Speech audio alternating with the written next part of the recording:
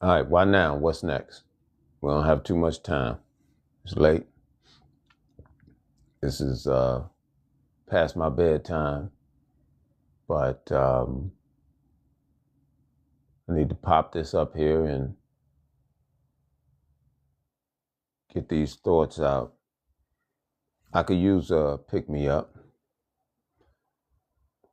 Now I'm not the expert on this right here, so I'm kind of trying to hear like what a number of your thoughts may be as we look at why now, what's next happening, with what's happening on the global stage.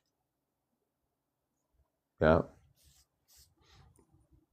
got quite a few things we can point at. One of the things I talk about is how this administration is conducting these acts and they're not informing Congress with respect to what they're doing. And a lot of people are shocked. And it's also becoming normalized, right? Like at first they would fuss about not being informed about these things. But now it's just happening, at a more greater frequency. And one of the things that I'm pointing out from that perspective is the phantom government in the mind of people that we're still under a republic, right? And I've been arguing and or saying to folks that the republic shifted a long time ago. And we now have an administrative government. And because there's this administrative government, it functions differently. But because people are under the mindset that it's a republic, they're thinking they should see things happen in a particular way. So that's one of the things that I'm pointing out as to under the concept of an administrative government, which mirrors a republic, but it can do certain things differently than what a republic will do. And I don't think people have taken that into consideration when they see this administration go into acts of conflict and they're not addressing the Congress. And folks are like, what's wrong? How is this happening? And I'm just saying, one reason in my observation is because folks have not understood we don't have a Republican form of government, right? It's switched and we now have an administrative government. That's one thing.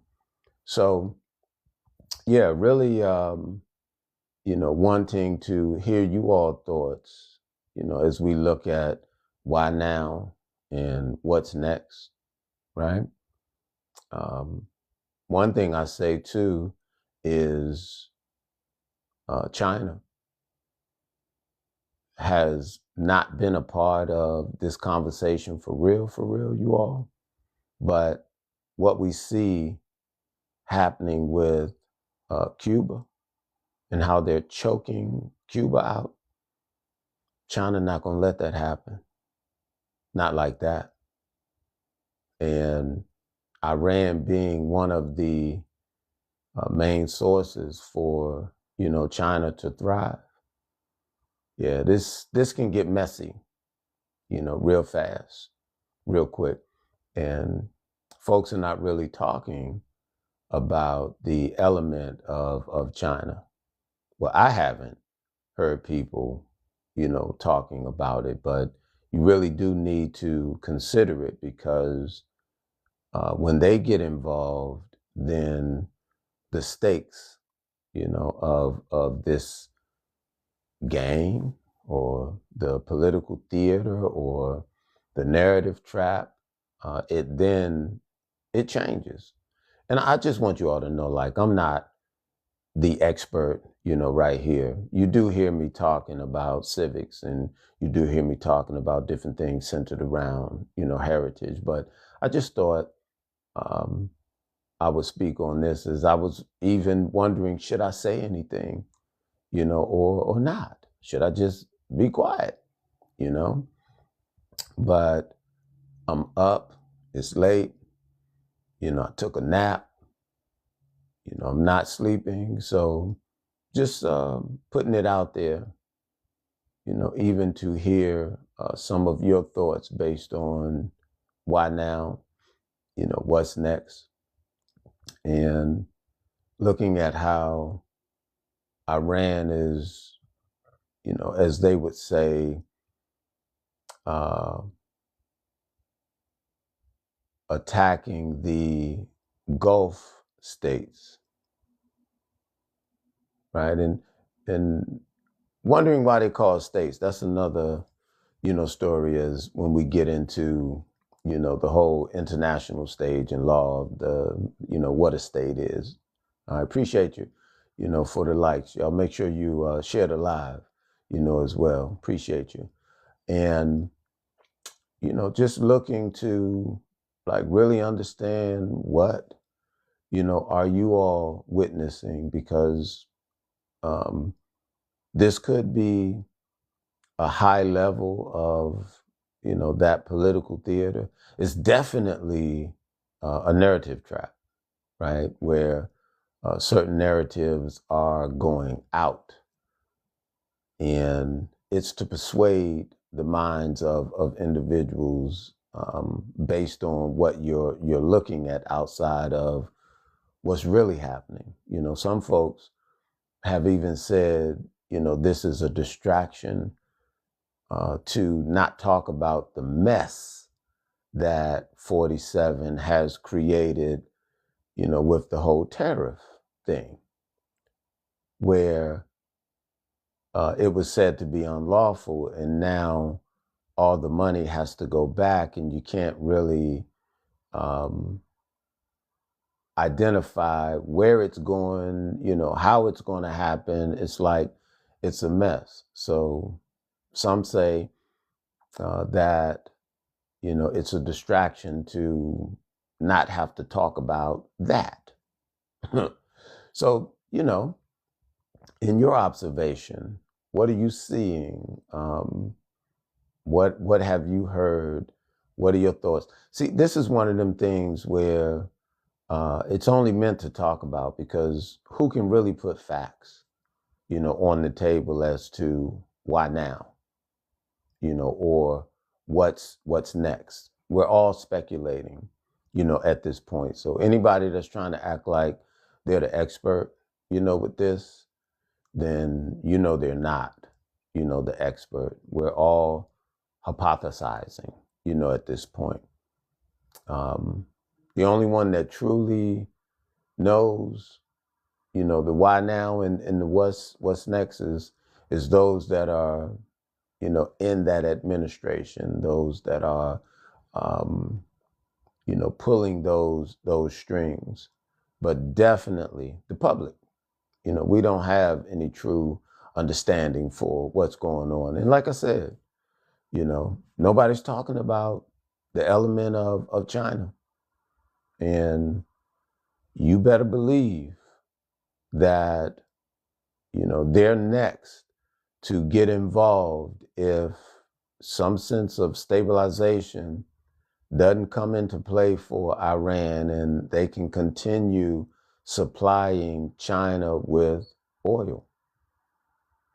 China's not going to allow for the U.S. to choke them out like they're doing Cuba. So I'm not, sitting up here and getting ready to say, oh, we're heading, into, the third, world conflict.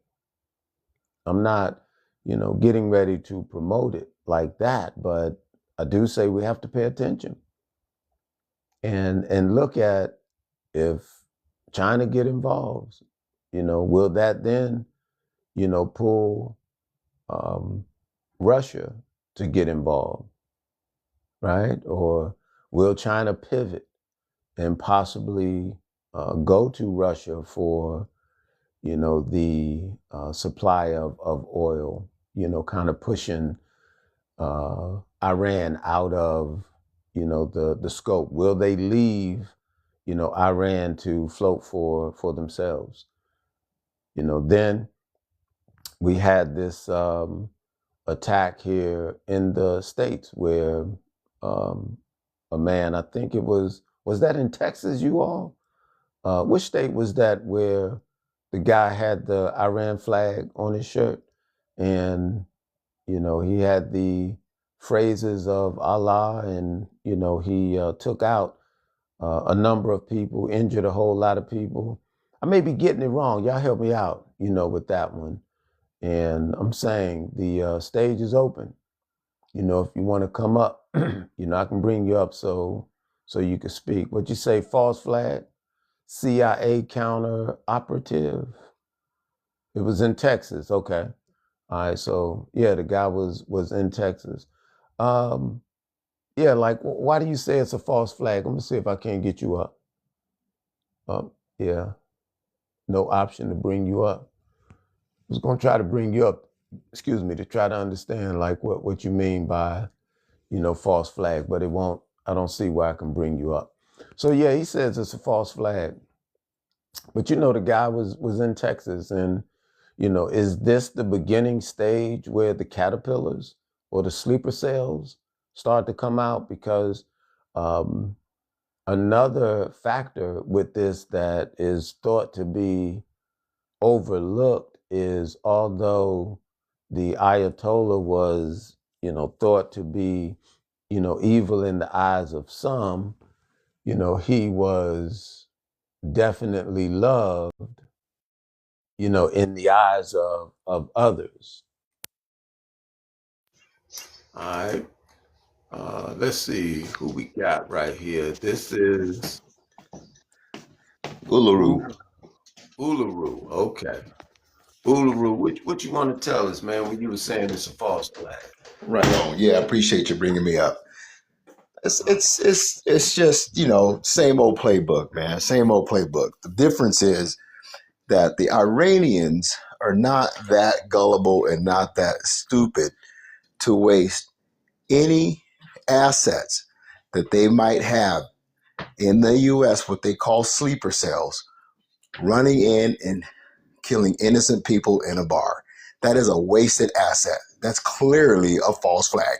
If they're going to use sleeper cells to do damage in the US, they're going to use them on real targets that do real damage. That nonsense is a false flag, and the American people are no longer falling for this nonsense. The Iranians are too smart, and they're not going to waste a real asset that they might have on this soil to do damage by killing innocent people in a bar. That is just ridiculous. All right, so what you're saying is this guy just took it upon himself to do this, ultra emotional, and he feels like that's his way of responding, to this, that this really has no connection, to Iran. That's what you're saying. What I'm saying is I believe that there has been enough of these type of situations that I feel that our Central Intelligence Agency, some type of intelligence agency, has the ability to have people do things that are ordinary people. That's what I believe. I don't believe this person has any ill will or had any ill will toward anyone. I believe that, I don't know, they have so many secret agencies and so many secret programs. Everybody knows about the Stanford Project. Everybody knows about all the different projects that they've done in the past, where they were able to manipulate people's minds and make them do things that they didn't want to do. So that's my belief. I can't prove it, but I'm clear as day believe that the Iranian people are too smart, their government's too smart to waste a valuable asset by just walking in a random bar and harming a bunch of innocent people. There's no that nothing's gained by that. Okay. Yeah. So I do understand that could very well be the case. And I opened up and said, at this point, there is no expert. We're all speculating, right now. So uh, you're leaning more towards that being more rooted within political theater, and the fact that there are these known programs such as MK Ultra with the mind control, and that these things could be a factor in what we saw with Texas and that guy, going out to harm the people in Texas. So political theater and projects like MK Ultra is the thing behind what we saw in Texas. That pretty much sums up what you're saying. Absolutely, brother. And you seem very well informed about those types of programs. That's actually the name that I was looking for. So thank you for bringing it out. So that's my position. And just like you said, none of us really know. We're all speculating. We don't have any hard data. We're not involved on the inside. I don't have any inside information, but I have enough discernment and enough wisdom to have seen this type of thing happen over the last couple of decades to say when it looks like a duck, it walks like a duck. To me, it's a duck. Okay. Yeah, I got you. With that. So yes, you all, the stage is open. Somebody said, this man is speaking the truth. So, they agree with you, out there. And I don't disagree, with you. I'm an observation, myself. And that's why we're saying why now, and what next, just on the broader scale, with respect to the U.S. actually going in, on Iran. And I'm saying we haven't considered China, and what type of asset Iran is to China, and how that is about provoking, China to have to make a move, and what that'll even, mean. And like I said, I'm not sitting up here saying that we're going into, the third world conflict. I'm not saying that, but I am saying we have to consider what's going to happen next, and China is like the most viable piece, to get involved, you know. I agree with that assessment. I'd also like to offer up that the American people need to realize that Iran is not our enemy. Iran is not the reason we don't have health care in this country. Iran is not the reason we don't have a livable wage in this country. Iran is not the reason for the problems that we have in America. So to go and be angry at another country that is not the root cause of all the problems we have in our country, whether you agree or disagree, who's at fault of it? We know it's not the Iranian people. So the fact that we're actually in this conflict against people that have done nothing to us as Americans is unconscionable to me. Hey, you you said it, I've thought it. And like I said, I was even questioning if I should have this conversation at all, but you said it. And I'm going to say I have to agree, with you from that standpoint. Like, we have someone right here in this country that has done, more damage than, a Iran per se. But no one is really talking about it from that standpoint. We got Gary. Gary, Hello. go ahead, Gary. Hey, how are you guys doing? You say Ullery? Is that how you pronounce your name? The guy right Hillary. above me? Uru. Uluru, Yeah, I Uluru. agree. Uluru. Excuse me, Uluru. You are correct on the things that you had said.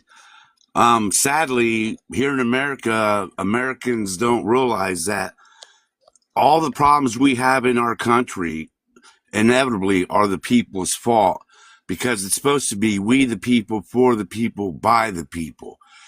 And if you want to know what's wrong with big government, you look at your little governments, your cities, your towns, your counties, your municipalities, your states. You see all the misappropriation of funds, all the behind closed backdoor deals, and you know exactly what's wrong. You know, the people have quit paying attention to what's really important, and you know, more sidetracked just by like the various cares of life, you know. So there's no accountability anymore, is Yeah. what it really comes down to. The one thing I pointed out is you talk about government.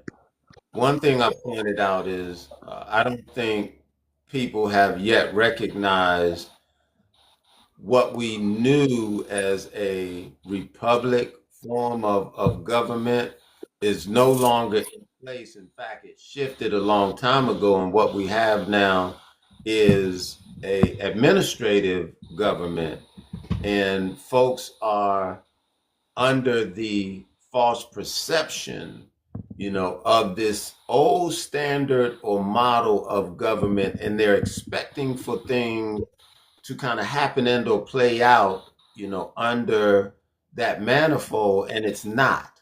And they're confused. It's like they keep getting this confused look on their face. And I'm telling everybody to study what an administrative form of government is and how it's different than the republic form of government. And what you're going to find is they mirror each other. But the administrative government can do some things differently than what the republic form of government can do. And one more thing I'll let you know, it started with Woodrow Wilson and it capped with FDR when he closed out the New Deal. No one, well, I don't want to say no one, but most people never really examined what was the New Deal. We just heard New Deal, but the New Deal is um, the full-fledged administrative government. So now with 47, he's just exposing the true sense of what an administrative government can do. For example, he ain't talking to Congress about, these conflicts. And once you study what an administrative government is, it'll tell you that an executive uh, branch can perform and or do these types of things. The presidents in the past, they did their best to try to keep things in a normal situation and a place so that people may not ever catch on.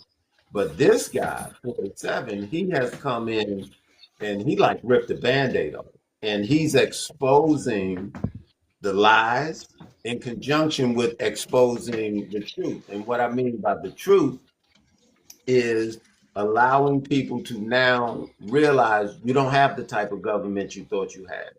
Okay. And, he's also exposing the lies where folks have been under the impression that they have a privilege, to, no, they have a right to vote, and he openly expressed and or say no, it's a freaking privilege, and folks feelings are hurt, behind these things. So I'm gonna stop right there. We got somebody else that just came on.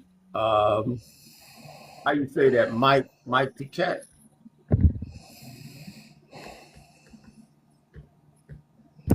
Got somebody just came on. Mike Pickett. Okay, Mike Pickett, you gonna just breathe in the mic or you gonna say something? Okay. Well, let me say this if I could, host. Go ahead. Thank you. You know, I'm so thankful. Uh, my daughter got me on TikTok. 4 or 5 years ago, I used to make jokes about like this TikTok stuff is crazy. You can't be watching. She got me on TikTok about 4 or 5 years ago, and I am so thankful that there is a TikTok still because I watched Meet the Press today. My grandfather got me watching Meet the Press ever since I was a little boy. And so I'll chime in every now and then in mainstream news, and I watch Meet the Press today. And Lindsey Graham, if you don't know who Lindsey Graham is, he was on Meet the Press. And Lindsey Graham is a Republican senator from South Carolina. And he was on Meet the Press today. And I was so disappointed by the moderator by not pushing back an inch on Lindsey Graham, who was doing nothing but beating the war drums of attacking Iran. Here's a man that has never served one day in the military. He's never done one lick of community activism for anyone in this country but himself. And he goes on Meet the Press and he is beating the war drums and drumming up all these ridiculous claims about a sovereign nation. And my question has always been, why doesn't the press ever push back on these guys? Because these are sovereign, whether we agree with their form of government, who their leaders are or not, those people, those nations have every right to run whatever form of government they want. And we do not have the right to go into someone else's country and say, we disagree with what you do and how you do it, so now we're going to attack you. Mm-hmm. And I just don't understand why the American people do not see how that is like one of the largest injustices about respecting other countries' sovereignty that there can be, because there's no way we would stand for. We always talk about how Russia may have rigged our elections here and there and this and that. Well, we don't like a country. We just go in and kidnap their leader or bomb their country. That's just outrageous to me. So I just want to get that off my chest because I just can't take it anymore. These young men and young women are out here dying for this nonsense. Excuse me, unaliving. I think you have to say that on TikTok. Unaliving. Right. So I apologize for that word, but I'm just so angry. I agree. I was in the Navy when I was a kid. I see what you're saying because, if you can see that, but I see what you're saying because it would be different if the people over there, if it was bad, the people over there were contacting like, please help us, America, right? But you have a good point. It's like, it seems like anymore to where, if, like you just said, if we don't like the way somebody's running their country, we're just going to go over there and be the big bully on the block and change it. Because the bottom line is this, I mean, isn't that like an act of war? Was Congress called? Doesn't that have to be declared by Congress? And also, what about the American people? I mean, it's sad. We live in a nation that the powers that be allow big business to make food and drink that's not healthy for us. And a nation that has turned its penal and judicial system into nothing more than a money-making racket at the expense of its citizens and society. Look at our medical profession. Look at our education. We live in a nation that has purposely dumbed down our children. How many generations? The middle class being destroyed, the family unit being destroyed, and redefined, but nobody says nothing about any of that. I raised 7 children. I got a bunch of grandkids. I mean, I taught them the truth about things growing up. You know what I mean? So I agree with what you say, right, wrong, or indifferent. There's a principle behind that. and people ain't understanding that. Let me jump in. Let me jump in right here because you made a point about uh, contacting Congress before you go into conflict. And this is what I was expressing 5 minutes ago, as far as under the concept of the republic form of government, that's the standard. But because government has shifted to now what we know as the administrative government, what I'm saying is we haven't spent time enough examining what an administrative government is and what it can do. But if you do what I said, as far as get on your AI or your Google and ask it to explain the difference between an administrative form of government and the Republican form of government, it will explain the differences. What you'll see is how they mirror each other, but you'll come to find that this administrative government can do some things differently. So, for the public that's watching this, it seems like something is out of order, but this guy 47 is just using it in a form and or manner that the presidents before him tried to reserve so that people can stay in the mindset, Gary, that you're in, thinking, oh, we're still functioning, as a republic. But he's exposing it for what it truly is. So now people have to make the assessment and the adjustment to now figure, how do we deal with an administrative government?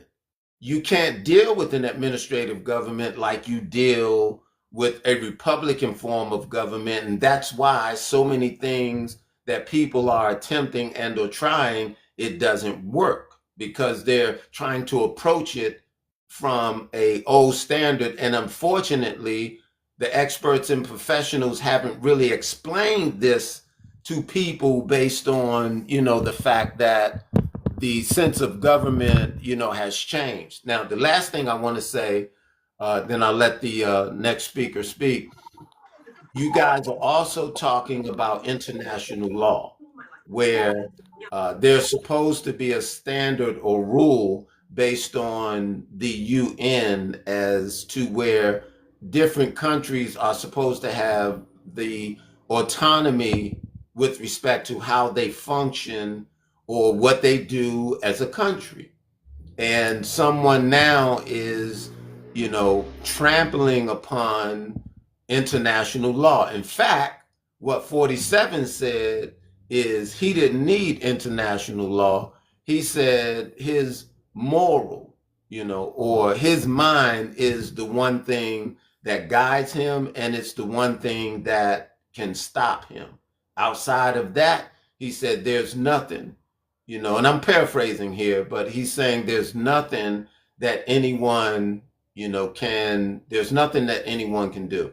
So I think those two factors need to be looked at as far as international law and how that's being trampled upon, and the fact that government has shifted from a Republican form of government to the administrative form of government. And folks will argue and they'll keep saying, no, we have it's a democratic republic, and you're just making something up. There's nothing on paper that says we have a democratic republic, but there is something that says an administrative government. In fact, that's what people say, this administration, that administration. And we just need to better assess things to then understand how to approach it. Otherwise, whatever strategy you're using is going to be ineffective. You're right. Most people don't know we live in a constitutional republic, and they keep throwing that word democracy, because they don't realize the difference being in a constitutional republic, versus a democracy is the wants and needs of the majority cannot supersede the right of the individual. Your individual right, believe in God or don't believe in God, live here, live there, marry this person or marry that one. You know what I mean? Hey Gary, So it's sad, but it's true.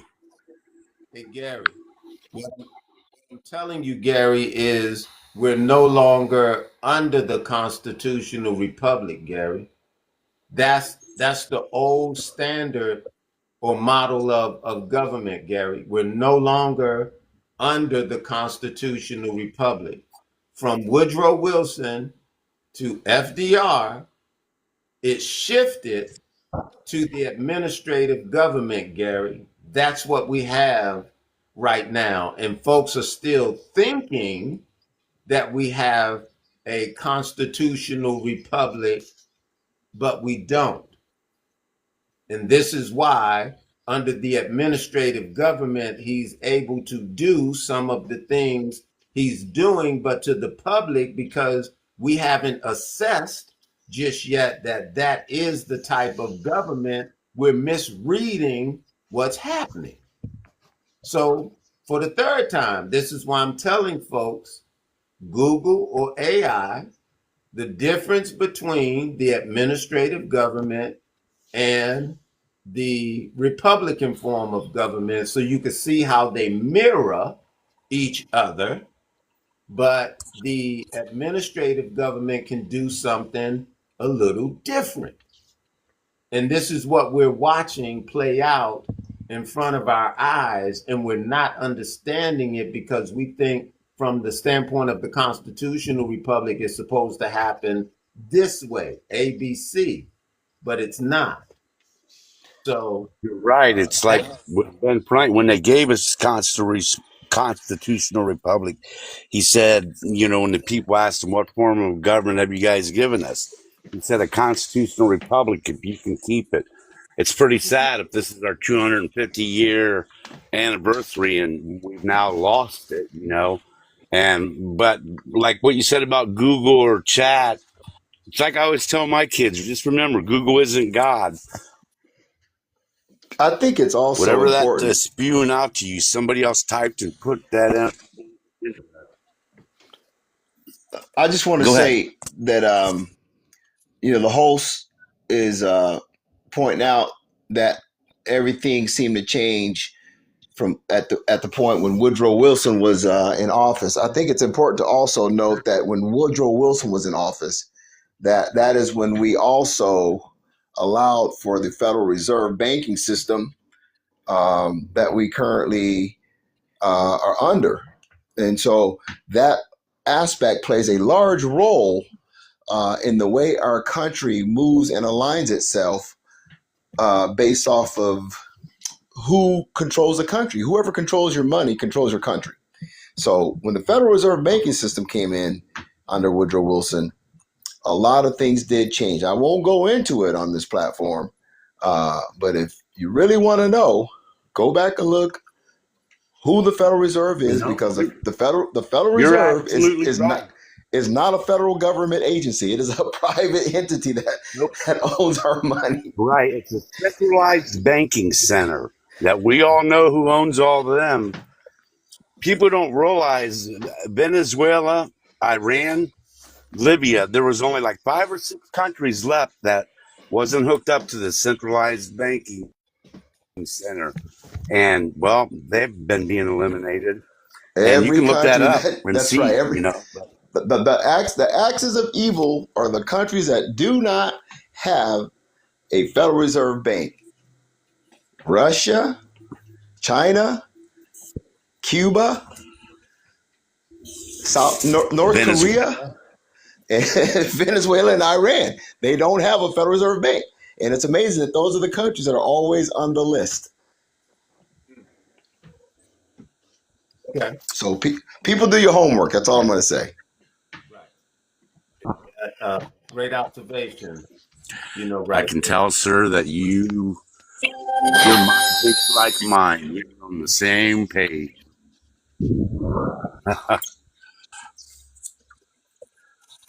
So I'd say too, with the invention now of bricks, that also changes the game for other countries to have a separate option. And Brazil, launched to where they did a transaction. They did a transaction that was, shoot, why is this not working like I needed to? They did a transaction where um, the U.S. Government, or I forget what the standard is called, but they bypassed it, which normally they would have to go through those venues to deal with the U.S. But when they set up BRICS, they've been able to bypass it. And y'all forgive me for not having the terminology and the jargon, down. Is it the bridge? Is it the BRICS bridge? I think that's what it's called, the BRICS bridge. And with the blockchain, they were able to bypass, the U.S. Standard for monetary interactions. And if they say it's a small thing now, but it's definitely going to expand and grow. And they're kind of cutting the U.S. out, and no need for the petrodollar and things of that nature. So there's a lot, that's happening that They're not basing their currency off of the Federal Reserve or what our currency is, the value of the dollar. They're changing that, You mean right? the That's U.S. what you dollar mean? that has nothing to back it since Saudi Arabia took it off the gold, took the Is oil, my phone the loud? petrol off of it. it's crazy. It's really crazy. And I just think, you know, we got some things, like I said, outside of political theater that, we need to look at. So we got Well that's on the stage. What you got to say, Well? Yeah, I think, I mean, for me, I think that, Iran being taken out now, is part of Israel's sort of counter move as a response to October 7th. And it seems like Israel has just pushed the boundary of like what we sort of thought possible. I mean, they've essentially solved with force on the ground, every geopolitical constraint that we assumed that they were under. And, they've just rewritten the entire board seemingly without triggering any repercussions. I mean, all of the, regional actors are pretty much on side. I mean, whatever they're cooking up there in Tel Aviv and DC, their predictions are quite good for the time being. The second piece is that it's interesting that China is not able to defend their allies like Venezuela and Iran to nearly the same degree that the USSR did. I mean, if you remember the Cold War, the USSR was putting, the USSR was developing military tech that was equal to the US and putting it in places like, Vietnam, shooting down, 10K US aircraft, putting it in Cuba, shooting down B-2s over Cuba, or I guess SR-70s. So those are two things that are pretty surprising and I guess reveal a lot of the sort of underlying structure that was actually there the whole time. Okay. All right. So we got BBC. Did you have something you want to add to the conversation? Yeah, I just wanted to tell this guy it's not about October 7th, man. I think it is. I think it We've got is. one second. We've got Bibi Netanyahu Yeah. speaking to Congress. I think it was nearly 25, 30 years ago, talking about Iran is 30 days away from developing nukes. So this war was planned a long time ago. I think it was 6, 7 countries. Was it Libya, Sudan? The 6 countries that they wanted to, destroy. And the brother on top, Uluru, I don't know if I'm pronouncing that right, but yeah, he's right. Every country that does not adopt the Federal Reserve or the central bank by these Epstein class oligarchs, they get invaded and attacked. So ain't nothing to do with October 7th, mate. October 7th was inside job. So yeah. Okay. All right. Anybody want to respond to what he says there? October 7th or the oligarchs from the Epstein Very good collection? point.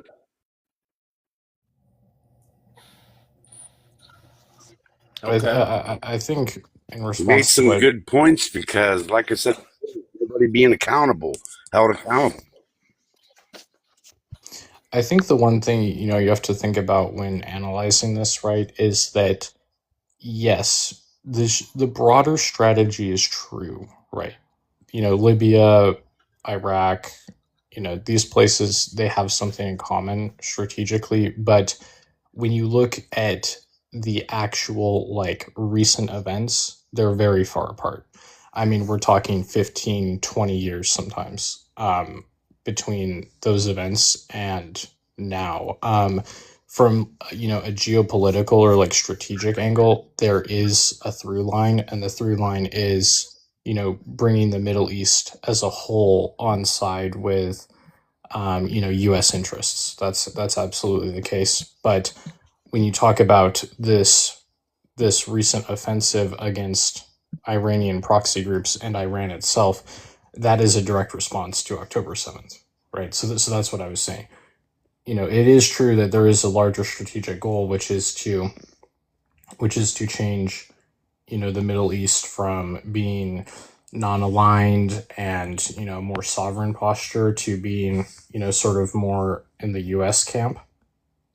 But just the events itself were about October 7th, and the extent to which Israel was able to rewrite things with force was what I was talking about. And that was interesting because, in a lot of, a lot of foreign policy and geopolitical, common practice is the idea that like, intervention and brute force doesn't work. But then it worked very well for Israel in these past months, right? Okay. All right. So, BBC, did you want to respond to that before we let somebody else, somebody new that just came up on the stage Yeah, speak? yeah. Just let him go on, and I'll rebuttal with well. Okay. Hold on. Let's see. Hood Star, you got it. Unmute.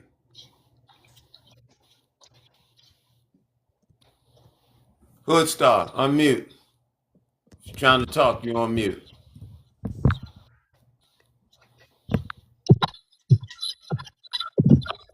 You can hear us. You are now mute. Can you hear us? We're gonna drop him down. All right, I'm gonna drop him down. Go ahead, baby.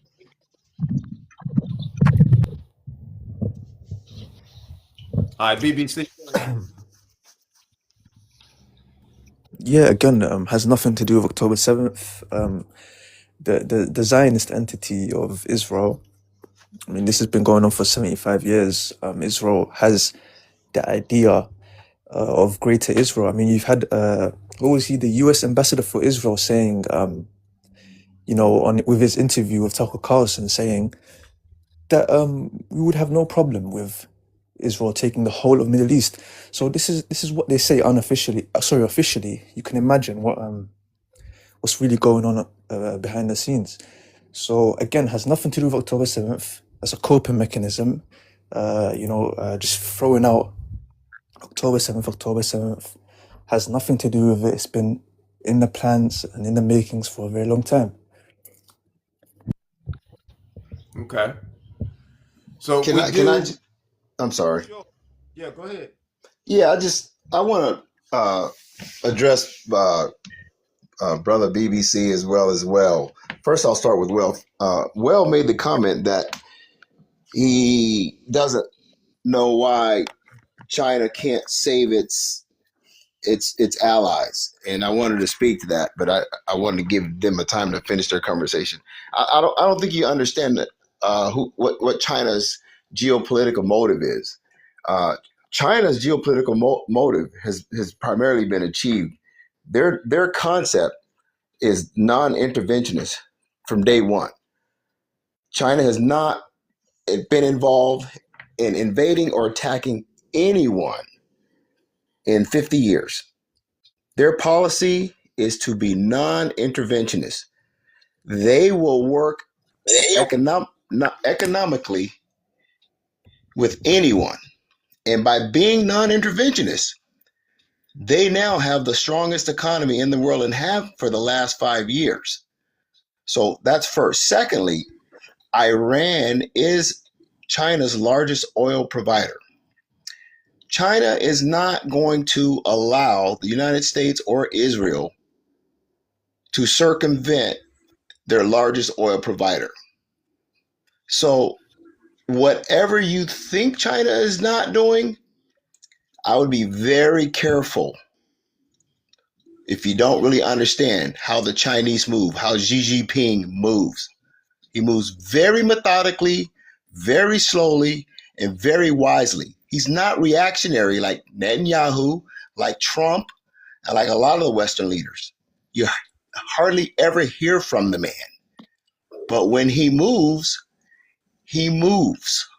and he moves very, very carefully and strategically. So I don't have any misgivings about China having some input into what's going to happen with Iran. There's no way that Israel or the U.S. is going to topple Iran as long as China has anything to say about it. And secondly, I think Iran is being toppled right now. That's fine. You're entitled to that. That's fine. Secondly, to the brother BBC who said that this incursion into Iran has Post, I'm gonna drop. They just flagged me. They just flagged me. I swear to. I'm gonna drop. I'm gonna come back. 1 second. I'm gonna agree with brother BBC that the October 7th has nothing to do with this unlawful attack on the Iranian people. It has nothing to do with it. So I don't see the correlation. The reason that they're being attacked in Iran is because Bibi Netanyahu finally has an American president who's willing to do his bidding. None of the other American presidents were willing to go that far to get the American people involved in a conflict with Iran. But because Donald Trump is so compromised, he is so compromised with the Epstein files and everything else that's probably not out in the public eye right now, that Netanyahu finally had an American president that he could get to invade Iran. Had nothing to do with October 7th, in my opinion. None of us can prove it, but that's my opinion from looking at geopolitics and the history of every American president that has been in that seat while Bibi Netanyahu has been president. Because, prime minister, because he has been trying to get Iran for a long time. Okay. So when I was talking about that. Hold on. When I was at home, Wait a minute. when I was in, Wait a minute, guys. We got 808 just came up on the stage, and we want to give 808 a chance to give their thoughts. 808, what you got? Okay, 808 is out. I did want to say, based on what you had just talked about China not sitting back and letting Iran fold, they did issue a warning. And they didn't call names, but they made it clear that they were not going to just not do nothing, if this happens. So, very methodical. So, you were trying to get your comment in. Go ahead. No, I mean, I think we'll have to see what China will do. I mean, at this point, it doesn't look great. I mean, I was saying like when you talk about like China's broader strategic goal, like that's absolutely the case. They're trying to outlast and outgrow the long game. But I'm just saying, like, it's kind of like cold the way that it looks like. I don't know. It looks cold to me, where it's like there are a lot of people, in Venezuela or in Iran that were like counting on China to intervene in some ways, and I just sort of, from just a neutral geopolitical analysis, I thought it was a little bit interesting, the way the Soviet Union would like always like pour in to like help their allies. That's and like that's an unfair comparison to like put on China, but like I just thought that was interesting. Okay. All Um, right. So you back. You back, yes, BBC. yes, yeah. Thank you for having me back again. I appreciate you. What did they flag you for, BBC? Say that again. What did they flag you for? It said something about themes. Something. It wasn't like a ban. They never banned me or anything. It just said be careful of certain themes. It's very weird. But I seen that. I think I shot you a message. I said, did they did they block you? Yeah. so yeah, you But treading thinly, bro. yeah, yeah, Treading yeah. 100%, 100%. You're right. But I wanted to go off the China thing that brother Uluru was saying and Wells was speaking on. I think China's actually playing their cards right strategically, in a strategic sense, and I'll tell you why. The Imperial American Empire currently is very stretched out. If you look at firstly, if you look at Latin America, what's going on in Cuba, what's going on in Venezuela, what's going on currently in Iran, you can see how overly stretched out they are.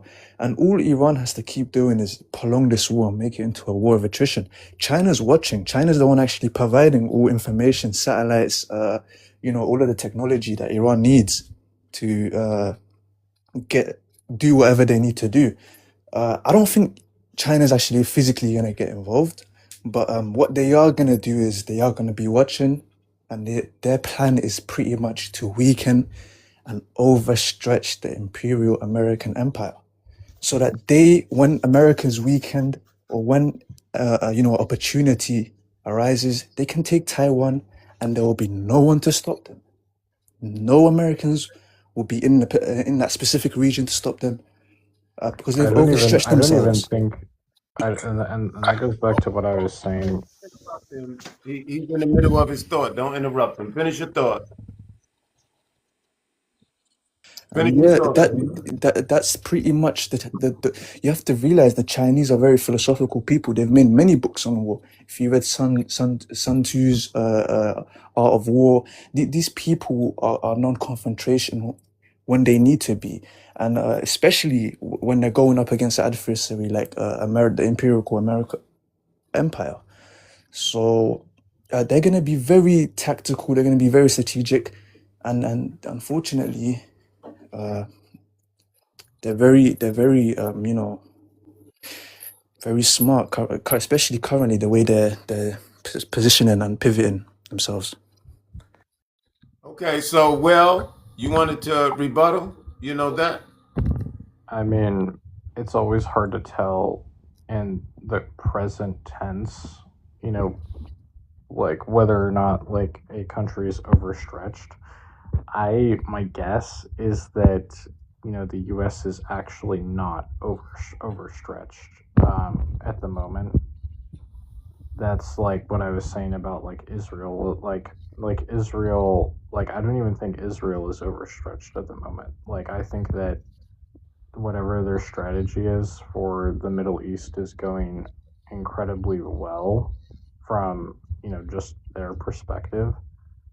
And I mean, if America is seriously able to topple Iran with, two carrier groups, I mean, that's not a excess amount of resources at all. I mean, that's almost as, I mean, if America is able to topple, Venezuela and Iran, with a carrier group here and there, I mean, that changes everything that we thought about warfare. I mean, it shows that the technological gap is so far ahead that you no longer need forces on the ground to change outcomes. I mean, Okay, BTC, go ahead. it's just completely false. I mean, it's just What completely happened to false. Venezuela? Hold on 1 second. I didn't interrupt you. Come on, just give me a minute. So, look, we've got generals being fired simply because they're telling Trump, we cannot keep this war going for more than a week or a couple weeks. Already America, if you've been watching the Patriot systems and all of these anti-missile systems, they've already spent at least 80% of ammunition. If we're speaking realistically. We've got Trump reaching out via Italy to try broker a ceasefire with Iran. And that's just what I think we're 4 days in, or is it 3 days? I'm not even sure. But I don't know what world you're living in, but the American empire is very much stretched out. It's just not true. I'm sorry. All right, I think Gary wanted to say something. Gary, was you trying to jump in there? Yeah, it was.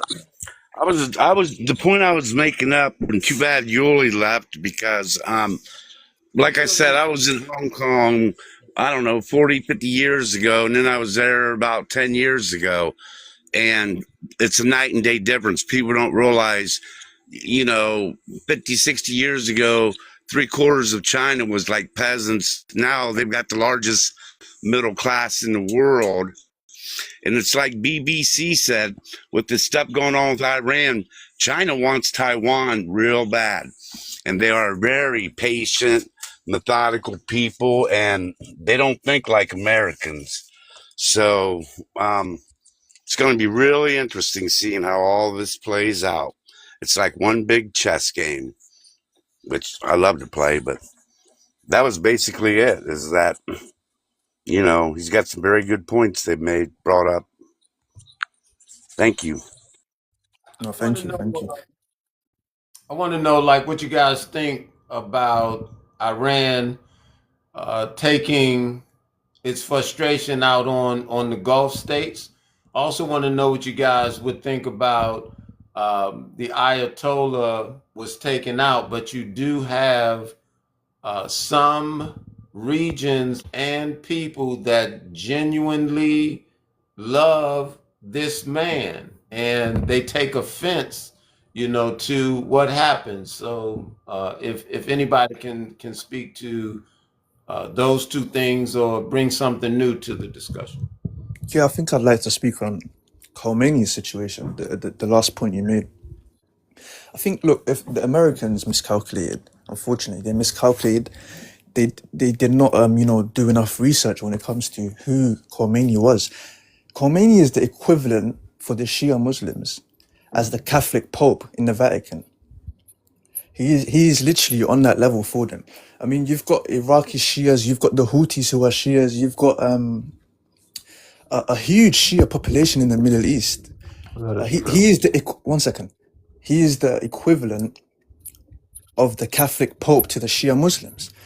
Now, if I was America, the way I would attack the situation is, I would break the image of who he was. I wouldn't martyr him. I wouldn't give him an easy way out. Now, what the Americans have done is actually the opposite of what they were, looking for. Because this whole game plan was regime change at the end of the day. If you look at what Trump was saying, if you look at the way they were posturing, they were trying to do regime change with the propaganda of, XYZ amount of 300,000 protesters have been, unalived, and all of these huge absurd claims.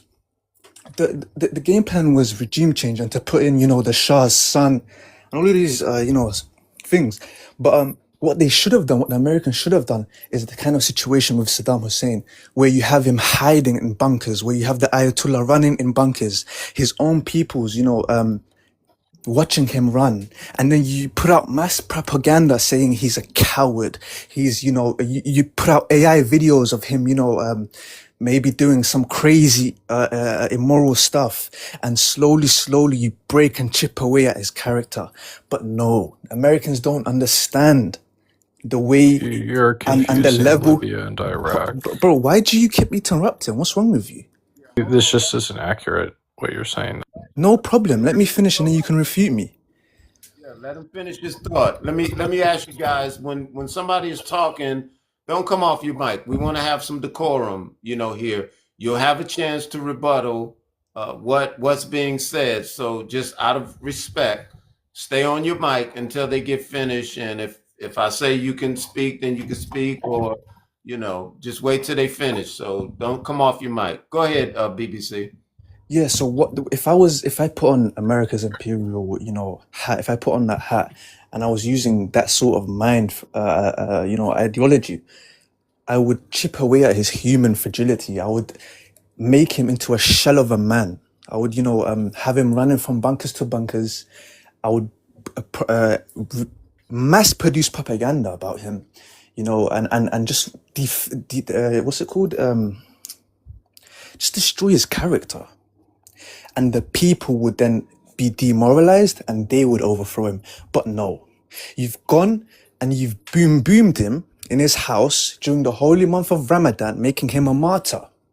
Why do you think in Iraq you've got Shias burning down US embassies? Why do you think in Pakistan, Karachi, you've got Shias attacking US embassies? You have lit a match by killing Ayatollah. It was the first day where 6 missiles were launched into Iran and Ayatollah died was the day America lost the war. I'm sorry. I don't mean that in a physical way, like no one knows the actual physical war, but in a symbolical way and in the hearts of people. That was when America lost. You've now made Iran more determined. Have you not seen how many people are coming out in support of, in mourning, in support of their leadership? Millions.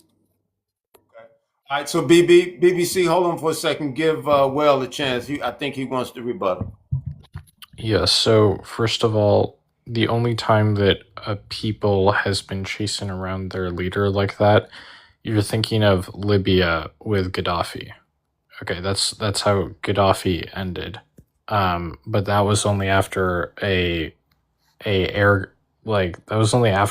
air and I think land campaign. I'm not super familiar, but that is not always the case.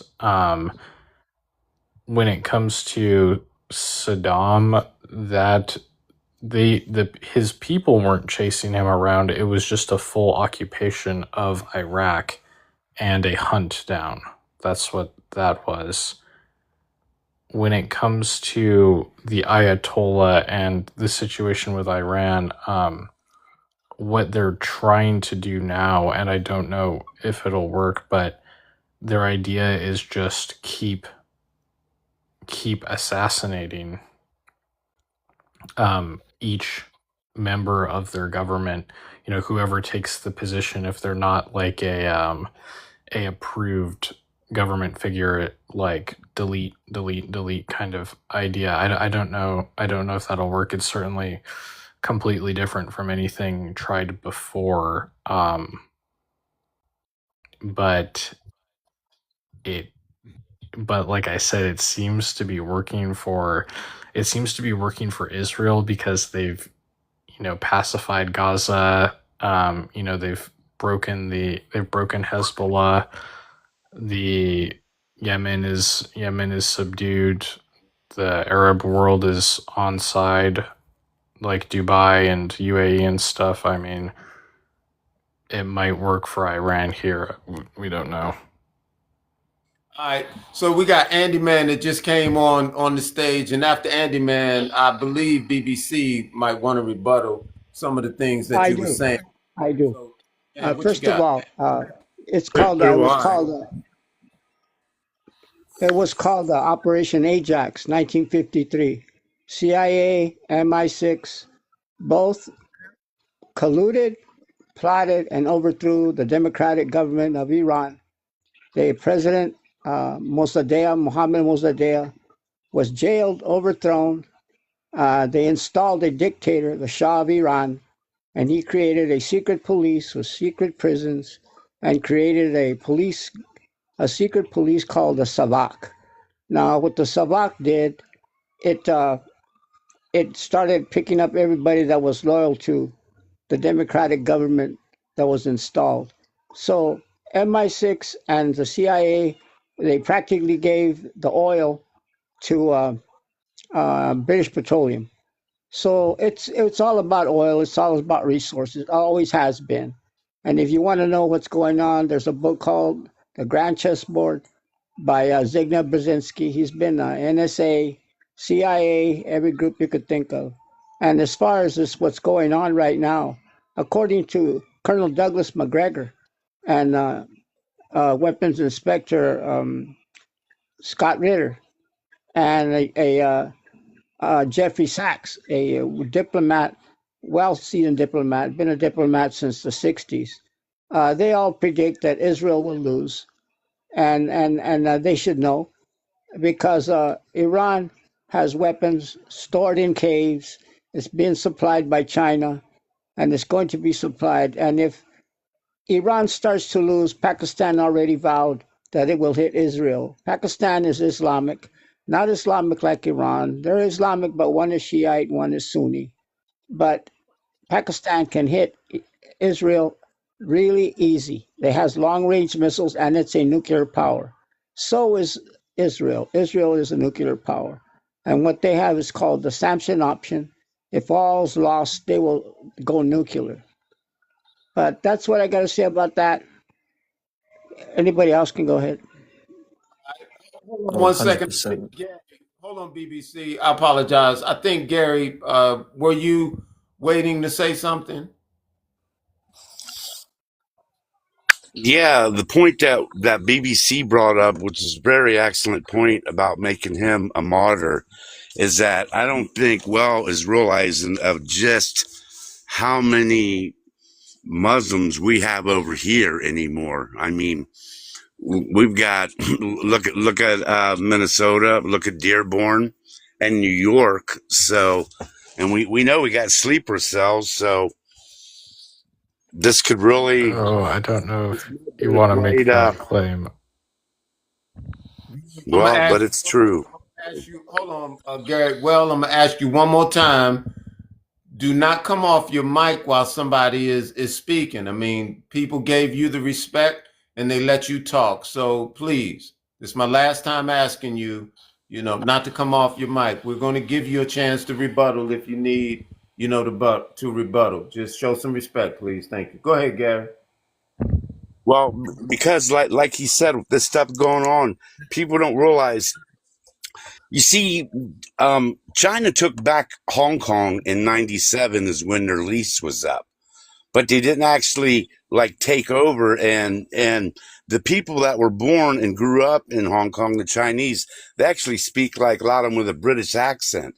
And I have friends over there that when all that stuff was going on, you've seen a little bit of it on TV, but China doesn't play, man. When they decide to do something, their people all become of one mind and they make things happen. China is really more for its people. People's lives have really improved.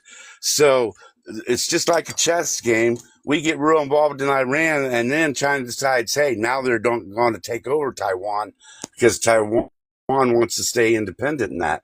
And at the same time, with what we've done to their leader, like BBC tried to explain the principle that this was like, unaliving the Pope, you know what I mean? And turning him to a martyr. Why, we have yet to see the end results of this. Like I said before, it's going to be interesting. So I land my plane. All right, so BBC, now you can come, and then you'll have a chance to rebuttal. I'll let Well go. I think he wants to say something. He keeps interrupting people. But go ahead, Well. No, I mean, first of all, like when you accuse, Muslims living in America of being sleeper cells, like that's sort of dangerous because, if that really was the case, then there would be a lot of domestic options for for how the government would handle that, and none of them would be too pleasant. But hopefully that is not the case, obviously. When it comes to Iran itself, and the role of the Ayatollah, that is definitely the case in Shia, and in Iran they do have a very proud, historic Islamic tradition. But from what I'm like watching on the news and stuff, it just doesn't look that serious to me. Like, the Iranian people, I think they're more. I honestly think they're more split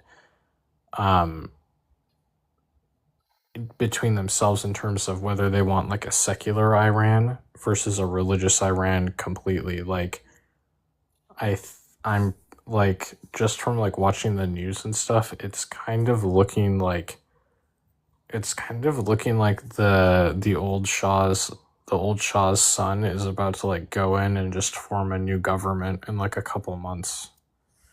Like, the Iranian people do not look too upset. Okay, so Andy Man, did you want to respond to what Will said, or should we let BBC go? Very much so. Go I ahead. also watch the news, but you got to consider what news you're watching. If you're watching American media, that's corporate media, not public television. And the public television or corporate media is actually the mouthpiece for the government. They lied about weapons of mass destruction in Iraq. They lied about Vietnam, Gulf of Tonkin, never happened. So that's just the same playbook. And as far as the people in Iran, well, actually, they are united. You haven't seen the right news. Try Al Jazeera or some other news from outside the United States. And there's thousands and thousands of them in Tehran right now. They are very sad that their Ayatollah was killed. And what do you call? I have to talk just about Gary. Gary's correct about China, and it's about the history of China. But people don't know there was a thing called the Opium Wars or the Boxer Revolution. What happened? The British Empire and the Dutch invaded India, conquered India, and forced India to grow opium. That opium was used to enslave and get the population of China on opium. And they were pillaging China. They conquered China, the British did, with the help of the Catholic Church. And what they did, they exploited China for their tea, their silk, and their porcelain. Now, China had to pay in silver and gold, and the British paid them in copper. So when the Boxer Revolution started, the certain group of Chinese, they band together and they slowly fought what they called Opium Wars or the Boxer Revolution. They had to expel Russia, the United States, France, Great Britain, and even Russia was occupying China at the time. So that's why the Chinese people are so isolated, because they have already been exploited and almost conquered, and they could have been just another colony. But they fought their way to freedom. Then they went through it again. During the Second World War, the Japanese occupied them, treated them very bad, genocided them. They fought their way out, and they had their own revolution where Mao Zedong expelled the Western CIA funded government of Chiang Kai-shek. So Mao Zedong had his Red Revolution, and he's what controls. That's why China is called Red China. That's why you see their flag. It has a hammer and a sickle like the Soviet Union. They're a socialist country working their way to a utopian communist. That's what I got to say about that. All right, so I'm gonna let BBC speak here in a second, but I want to remind you guys, we got a lot of people in the room. If you can, remember the Daily Heart Me up there, and also you all, it don't cost anything to tap the screen. Tap the screen and just remember the Daily Heart Me up there. So I wanted to say this to Nye for Nye. I mean, you have a lot to say. I really would like for you to come up on the stage and, speak your piece. You said y'all really trying to bring up everything but the actual facts of why this, I guess you're saying, is happening. Well, we would like for you to come tell us why this is happening. Since we're not bringing it up, please come up to the stage and bring it up for us. That's what you do. BBC, did you want to respond? Yes, sir. I appreciate you. Thank you for letting me go. Yeah, Andy and Gary, I think they've pretty much hit the nail on the head. China's had 80 years of, they call it 80 years of shame, I think. And they don't want to go back. They understand what it is to be colonized by imperial forces, and they are being very strategic. But quickly, I just want to touch on the nuclear issue with Iran. If you guys know, the Ayatollah he's seen as a spiritual leader. And also he does have political power, but he's more so seen by his people as a spiritual leader. He gave a fatwa, which is like a declaration, or like a, how do I say? Yeah, pretty much a declaration, Islamic declaration, in which any nuclear weapons was completely not allowed in the Shia belief. In his interpretation, he gave like a study, or for example his own interpretation or his own thesis on why Iran shouldn't pursue nuclear weapons. And now that you've unalived the only man who was standing in the way of Iran developing nuclear weapons, and I don't know if you guys know, but the new Ayatollah, his name is Ali Reza Arfi, and this man was the same man who actually gave his own thesis, in which he refutes or he rebuttals or he makes the argument on why Iran should get nuclear weapons. I mean, if you remember the 12-day war in which between Israel and Iran, that was actually when he made his thesis. That was when he put out his reasons as to why Iran should get nuclear weapons. And now he is the new Ayatollah. So you've actually put a hardliner who's going to be pursuing nuclear weapons. And if the American, idea was to get rid of the Ayatollah so that Iran doesn't develop nuclear weapons, I think they've just made a big mistake. Because he was the only man who was actually standing in between Iran developing nuclear weapons. And again, I don't think this is something that, Trump or the people in his ear have really thought about deeply. I think Trump is part of the Epstein class. There is dirt on him. And I think he is being, forced to do this by the Israelis, if we're being honest. I think young Americans are going to lose their sisters, brothers, husbands, wives, simply because they have to fight for Israel, Chevron, and all of these, Epstein class level billionaires. All right. We got Ori just came up on the stage. Ori, did you want to share something? Can you guys hear me now? Yes. Okay, yeah. Well, I'm a trucker. My way in on the situation is just that. I mean, if you've been paying attention to the news, to the headlines, to what's been going on over the years, I mean, we've been positioned for this, so it's not like no surprise or anything. It's just a matter of when it was going to happen. So, I mean, that's just it. There's no surprises here on me. I mean, I'm just a novice, though. I'm just listening for the most part. That's it. Andy Man, did you want to say something? Okay, Andy Man is out. We got Cult. Is it Culture News? Yes. Hi, sir. Morning, guys. Morning.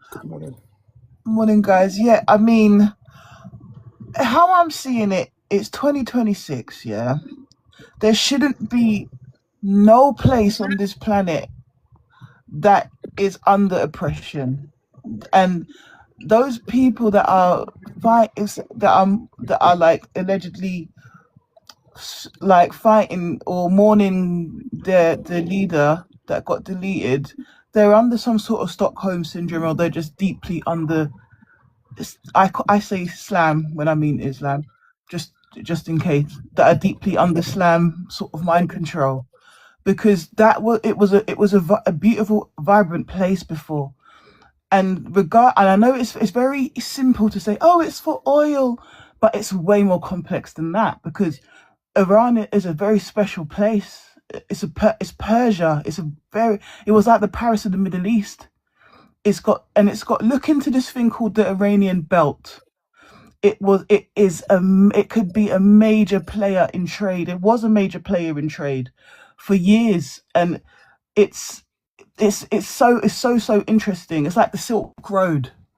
They're able to trade it's like a way that they can trade to China, India, Russia in about like 15 days.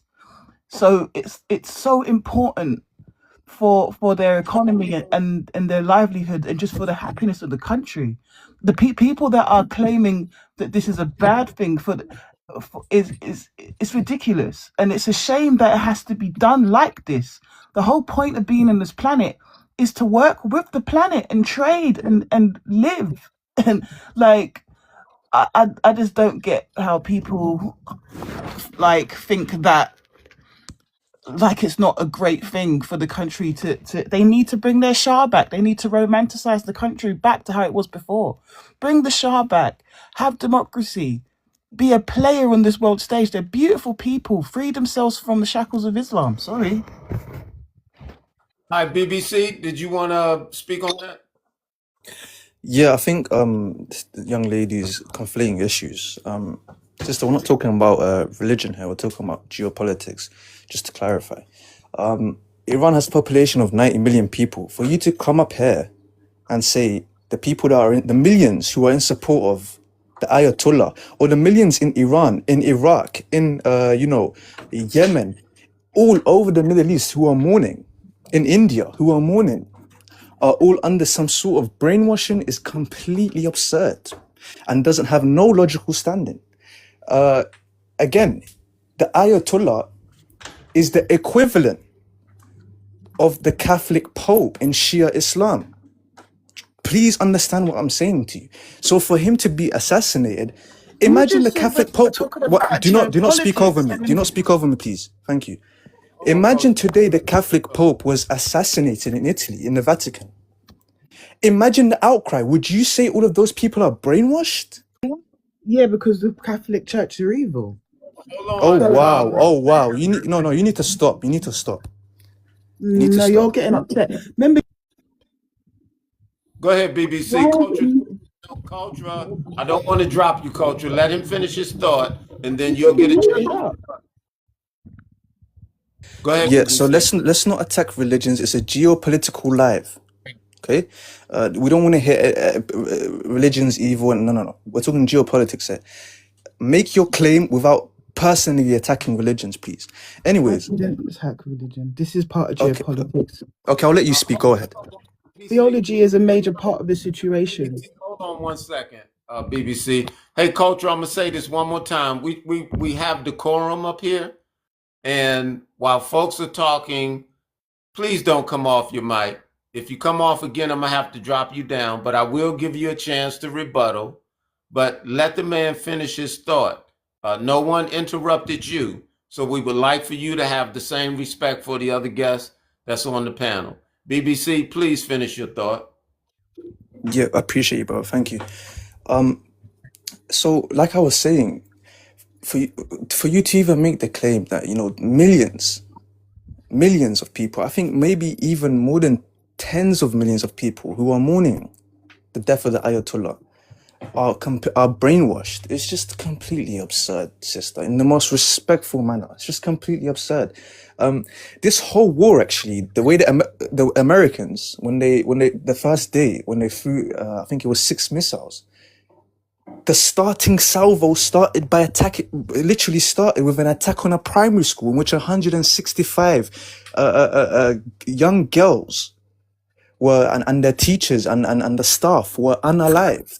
These are the same peoples who will have you believe, like the sister was saying, that Iran's women need freedom.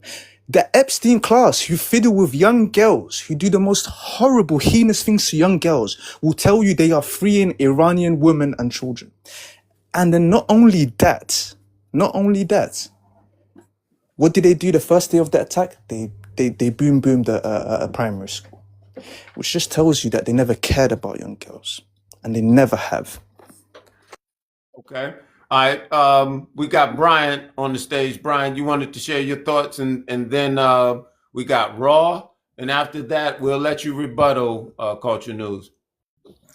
Okay, yes, I'd like to share what the lady said, right? If she did her history, there was once democracy in Iran, right? In 1950s, I forgot the name of this gentleman. He was democratically elected. And when he had a plan to nationalize the oil industry, MI6 and CIA got him dethroned, right? There was a coup and he got removed. And the Shah, he was replaced by the Shah, who was a puppet of the West, right? Who did their bidding. Now, all this thing, what's going on in the Middle East about, Iran wanted to build a bomb and they have no right to enrichment. Well, when the Shah was in power, Siemens from Germany was building a nuclear plant in Iran in the 1970s, right? So because he was removed, all of a sudden, Iran doesn't need or shouldn't have the right to process nuclear material for power use, right?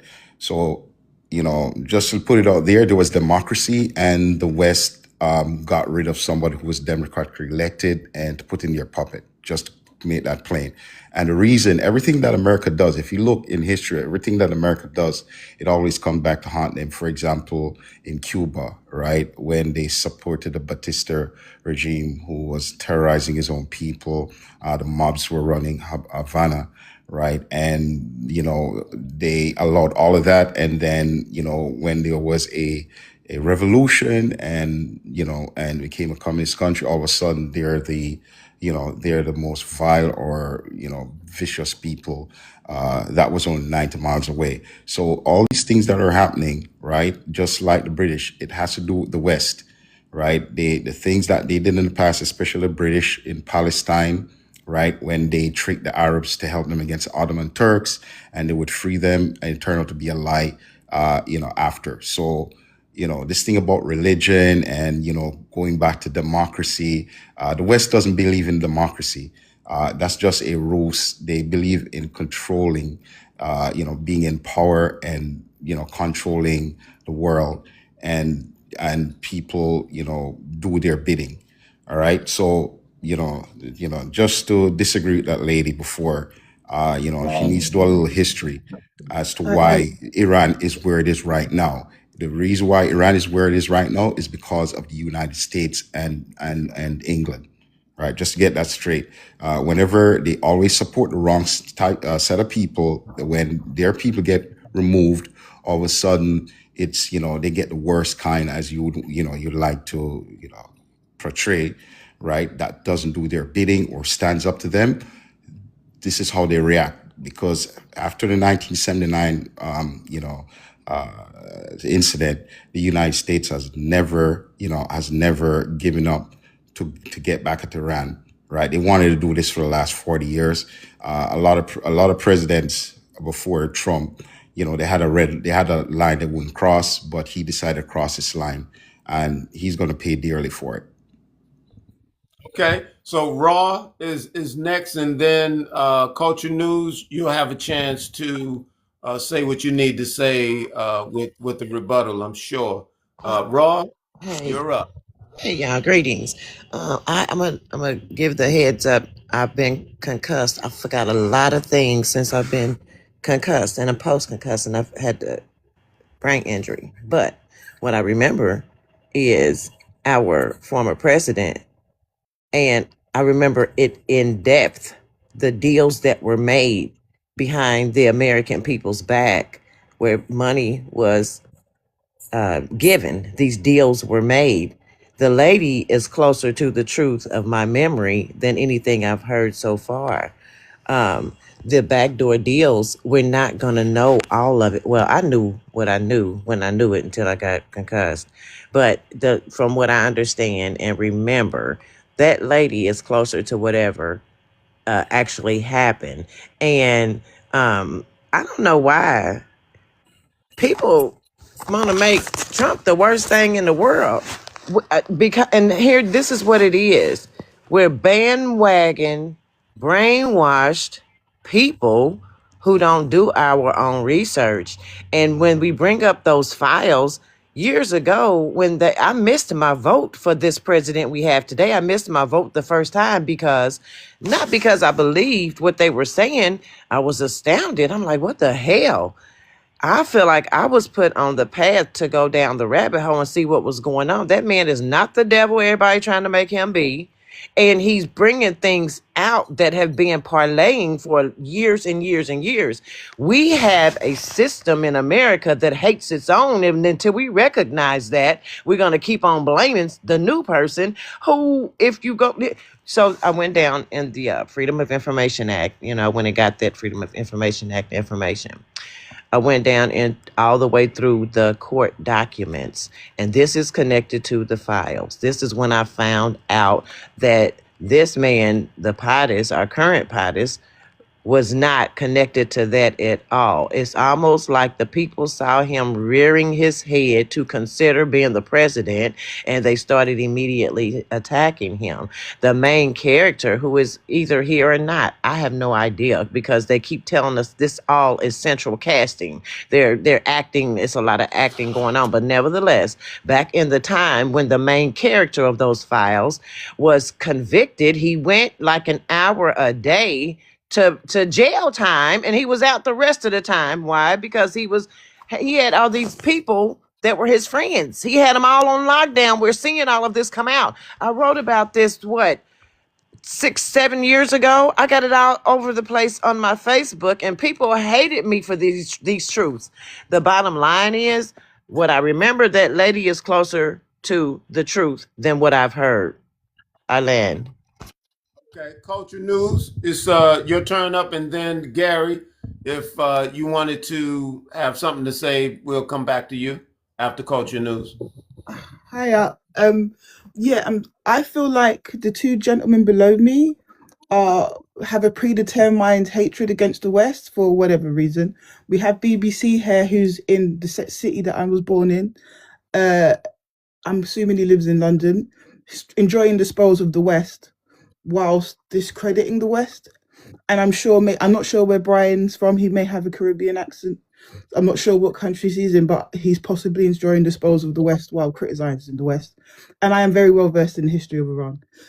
I think the guy he's referring to is Mohammad Reza Pahlavi, the Shah, and he reigned from 1941 to 79. And he was it's not like European monarchies where they're just symbolic. The Iranian royal family actually genuinely governed. They were a powerhouse. So in 1963, the Shah launched an aggressive modernization project called the White Revolution. And it was radical at the time. And it involved land reform, expanded women's rights, literacy, health corps, rapid industrial and economic growth, nationalization of forests, pastures, and key industries. And the goals were clear. They wanted to modernize Iran, and they wanted to align with the West. And they built a legitimacy among the workers and the peasants. The only major it wasn't perfect, because some of the rural areas were cut out from the spoils of the revolution, but they had never had enough time. If they didn't get taken over by hardcore Islam, they would have. Where would they have been now? It's 2026, guys. So it was a set. They wanted to be secular. They had booming cities, universities, oil money, educated women. They were visible. They had nightclubs. They had culture, art, cinema, ambition. So I really don't understand. Yes, they had a secret police, the Savak. They were brutal. They had to be.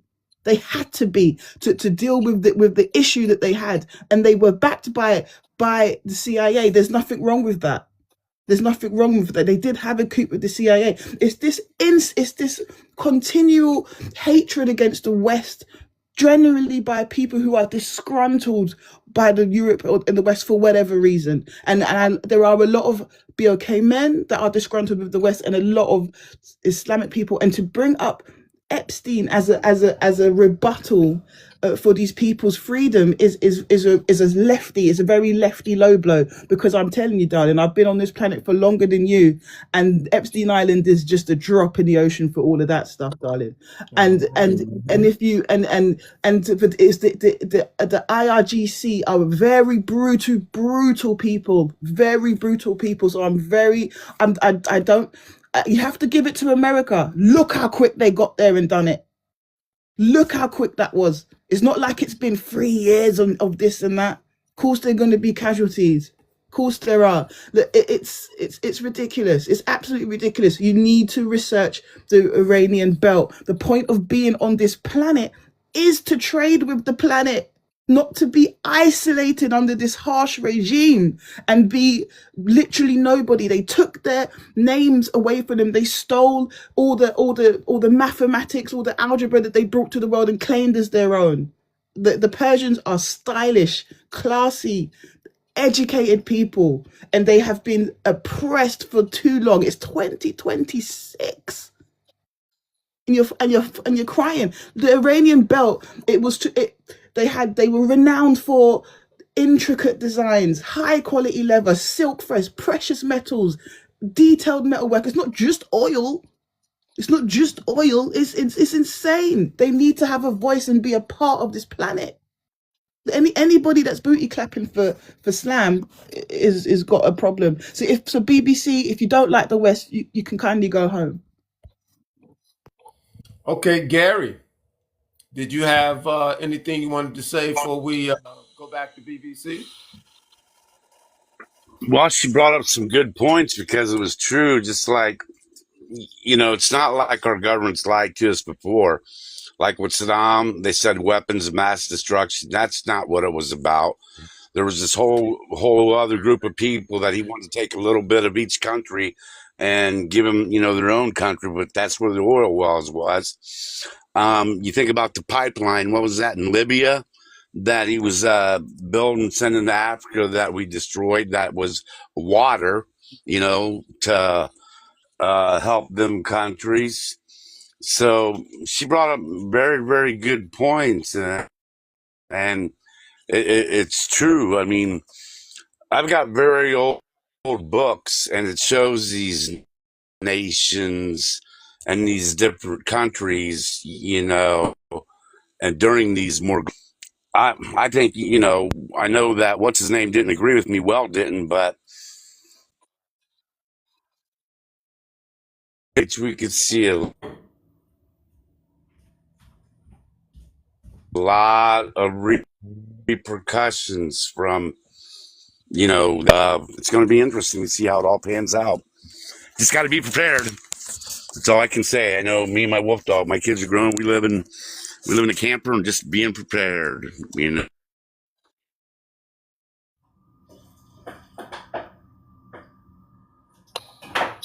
It's good to finally be in a time to where, unfortunately, there are casualties, but there's been casualties all along the way, and here's the thing: if people are gonna pass away because of the ideals of the rich and the greedy and the wicked, when damn it, let them pass away for something good. If they just gotta go, people have lost their lives for a wicked, long time coming situation. The man said it up there, and I can't hardly see y'all. I've been looking for my readers for a while. I guess I need some real glasses. I can't hardly see nothing. I'm doing my best, but what the man up there said, he on top of it too. Look here, we living in the season, and you, me, everybody on this panel, we're being called out for the shit we done did for the last however long we've been doing it.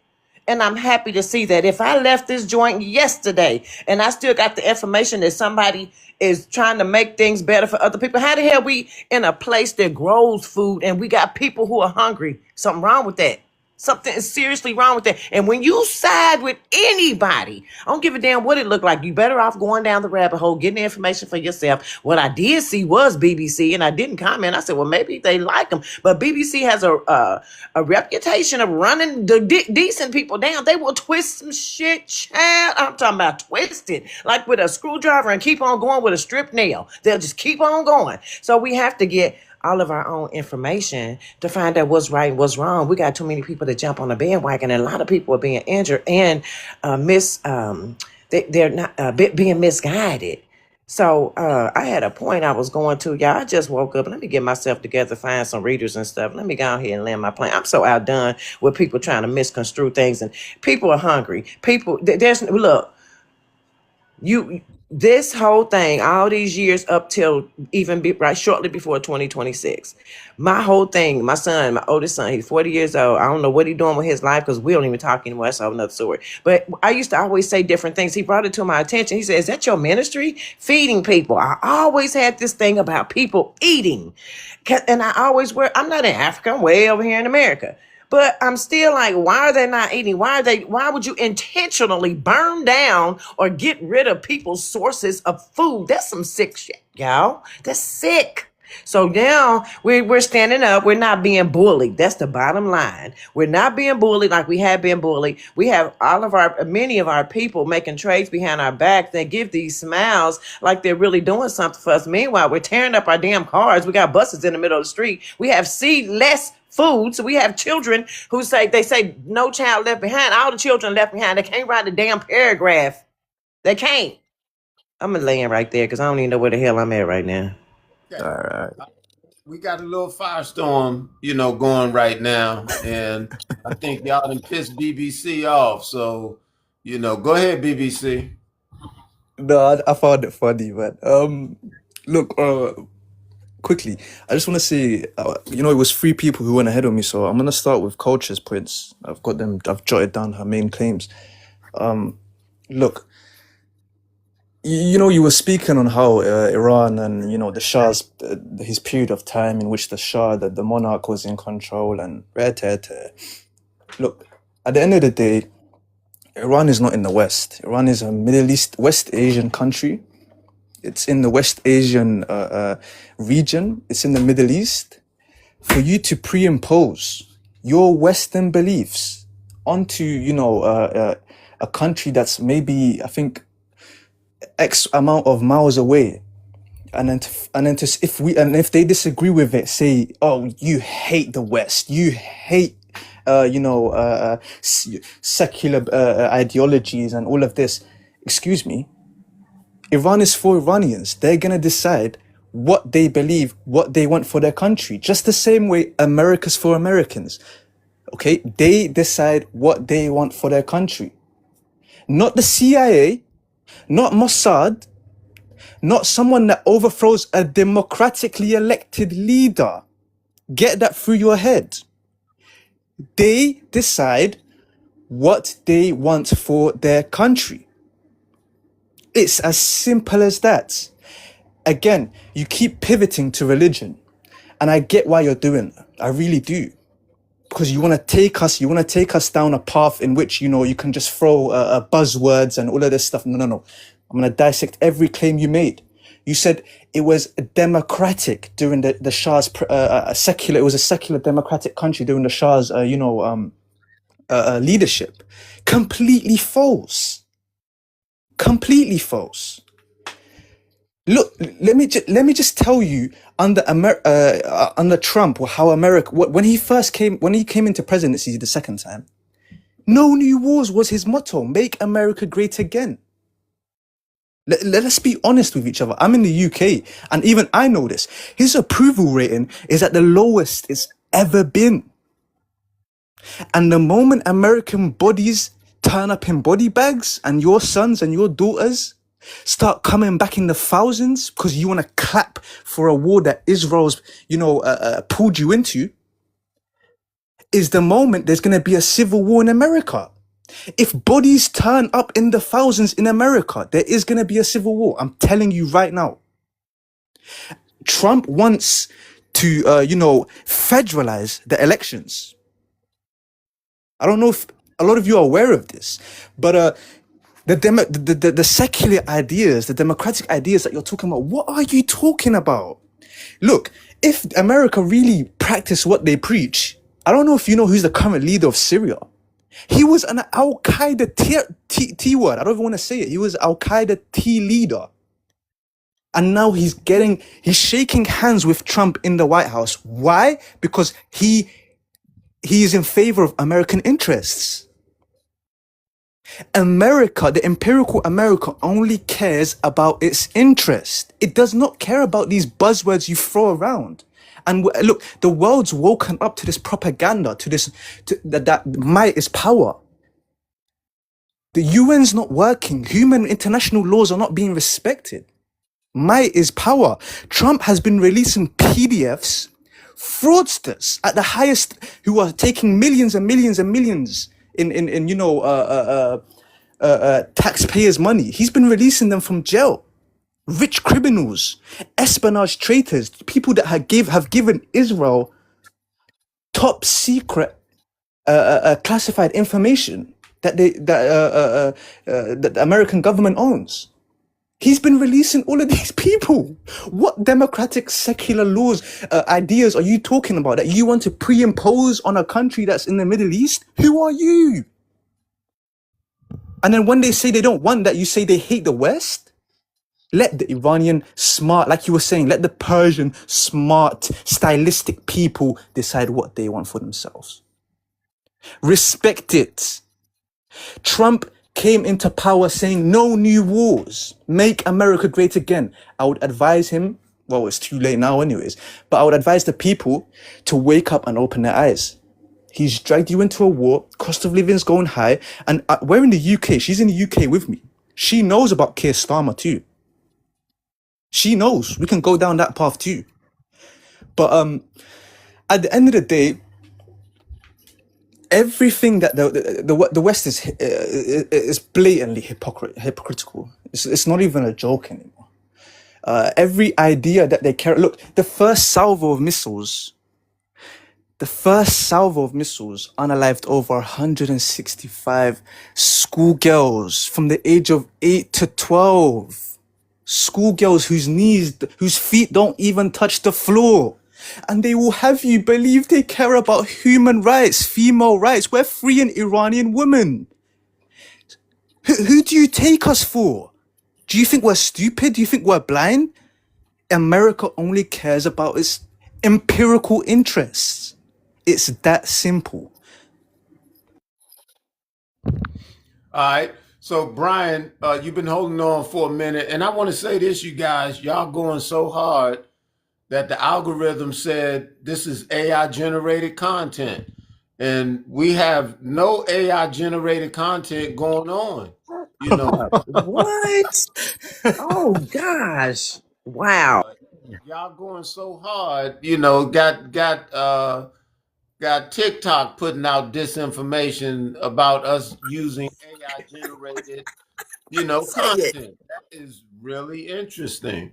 So, also, Brian, we're going to look at why now, what next, if you can answer that question as well. I know you may want to rebuttal to some things that you've heard, but let's try to next look at why now and what next. But go ahead, Brian. Yes, I would like to second this gentleman about that lady. Apparently, I think she is kind of misguided. I think she's susceptible to propaganda talking points. Like I said before, there was no democracy under the Shah. The Shah was just a monarchy system where there's no election, right? He was just like a permanent leader. There's no room for democracy. And this is not anything about being anti-Western, right? The Western way of life or whatever is not perfect. As you were in the UK, right? You're talking about the rights of women, right? For example, like the gentleman said for Keir Starmer, right? Right now, you don't really have much democracy in the UK right now. For example, you have, when Keir Starmer, I think he was a prosecutor, and there are some, some grooming gangs that were never punished, right? They committed horrendous crimes on underage girls, and they were released on the streets, right? And how his system is set up right now is he's more worried about what you write on Twitter. You'll have cops showing up your door if you write something that's not agreeable on Twitter or even Facebook, than dealing with real issues, right? Such as girls being raped or molested, for example, right? But the point I'm trying to make, right, like I said, there was a democratically elected leader in Iran that was forcibly removed because he was going to he went after the oil companies, going to nationalize oil companies, and the Americans and the British didn't like that, so they had him removed and they put in their puppet. What the Western values involve is control. They want to hegemonic control, right? And they want to make sure that they make all the money, they have all the power, and everyone else, right? They're considered themselves a superior, superior system, and everybody else should follow and fall in line, right? And as the gentleman says, Iran doesn't have to follow Western values; they have their own culture, right? Every country has their own culture. Yeah, you have the West has their values. Countries east of the West has their values, and like the gentleman said, right, you're talking about a brutal regime, right? Israel has been committing genocide for the last 2-3 years, right? The West didn't stand up to that. They basically are being silent about it, right? But anything, they're very hypocritical. Anything that doesn't, go with their, policy, it is, they go against you. And anything like, say, for example, if Israel does something, genocidal like they're doing, they basically keep silent about it. Every year, right, they want to remind us about the Holocaust that took place in Poland, right? And yet they're committing the same atrocities. They try to, they want us to be remembering every year. So, like I said, this preceded what's going on in Iran has preceded Trump. Like I said, since the 1979 revolution, and they went to the embassy, right? They embarrassed the Americans. The Americans have had it in for Iran for the last 40 years. They also encouraged Saddam Hussein to attack Iran. That's why they had the Iran-Iraq war, right? They always wanted to do this, but like I said, the previous presidents, they never crossed a line, but Trump decided to cross this line. And like I said, if you've been following the news, it's not going well for them. Now, as the gentleman, the host was saying, what's next?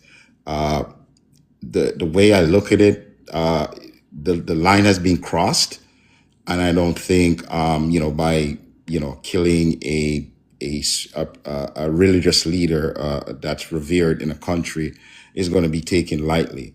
As I watch these blogs or these programs, right? There was this program that I watched called the Duran, and one of the hosts came up with a term, no reverse gear. There's no reverse gear, right? Trump always boasts about, America has the most powerful military and they will always prevail.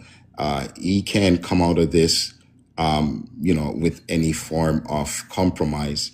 He's going to have to see this through. So there's no reverse gear here, right? His neocons that he bunched his administration wanted this.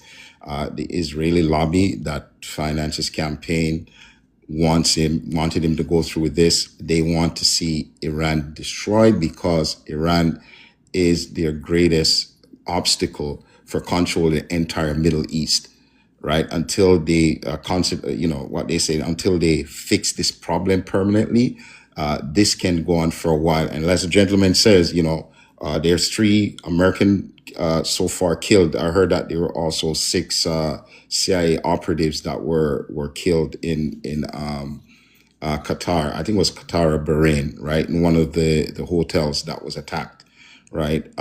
When the bodies start coming home, Trump is going to be under tremendous pressure, and it might, go back to the time of the Vietnam War when, when there's a lot of protest against the war. You might have people start, protesting in the street that, he needs to get out of there. They're not going to send their sons and daughters to be fighting war that has nothing to do with the United States. There's no, Iran was never a threat to the United States. If you look, United States has bases close to Iran. Iran doesn't have bases close to the United States. So it is going to get to a point. Trump, I don't know how he thinks, right? He thought that, the last war he did, the last attack he did in June of last year when Iran didn't react, he looked at it as a sign of weakness. They took a while to respond. He thought he would get the same reaction this time, but he got, he was a bit surprised that, the reaction was so swift and things are not going as planned.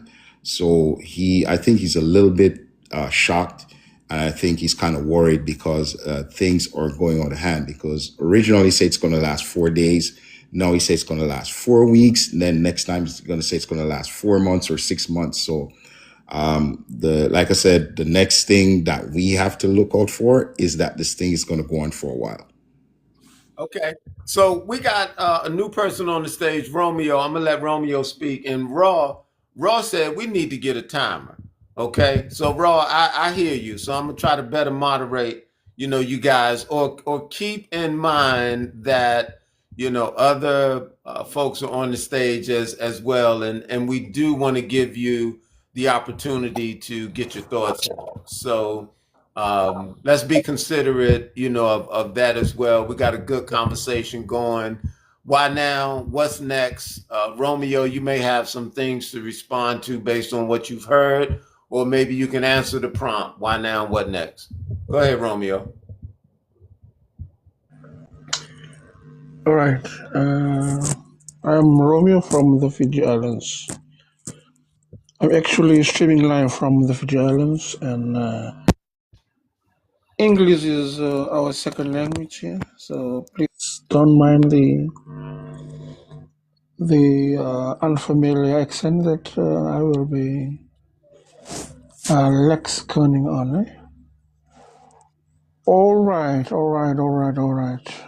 Yes. Greetings to you all. Thank you for having me and bring me up to your conversation. Okay, I believe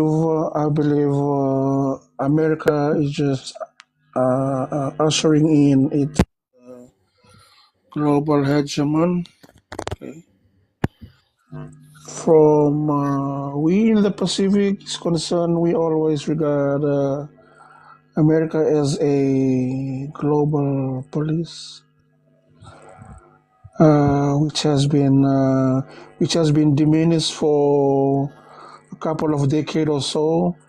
But due to the second term of President Trump, I think he has now ushered in a new quantum shift in reclaiming its global hegemony as the leading global police, and therefore, not to achieve that, he is now removing the axis of evil or the axis of terrorism entity, so that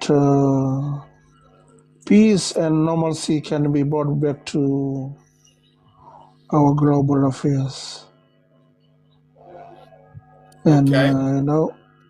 Yes, I think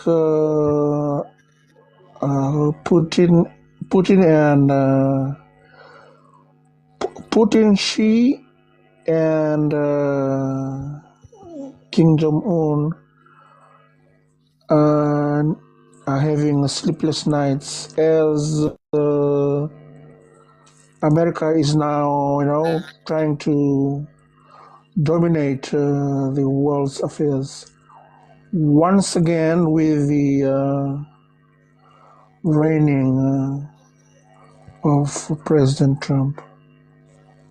Well, that's my contribution for now, is how I see things going from here. On that note, I shall land my plane.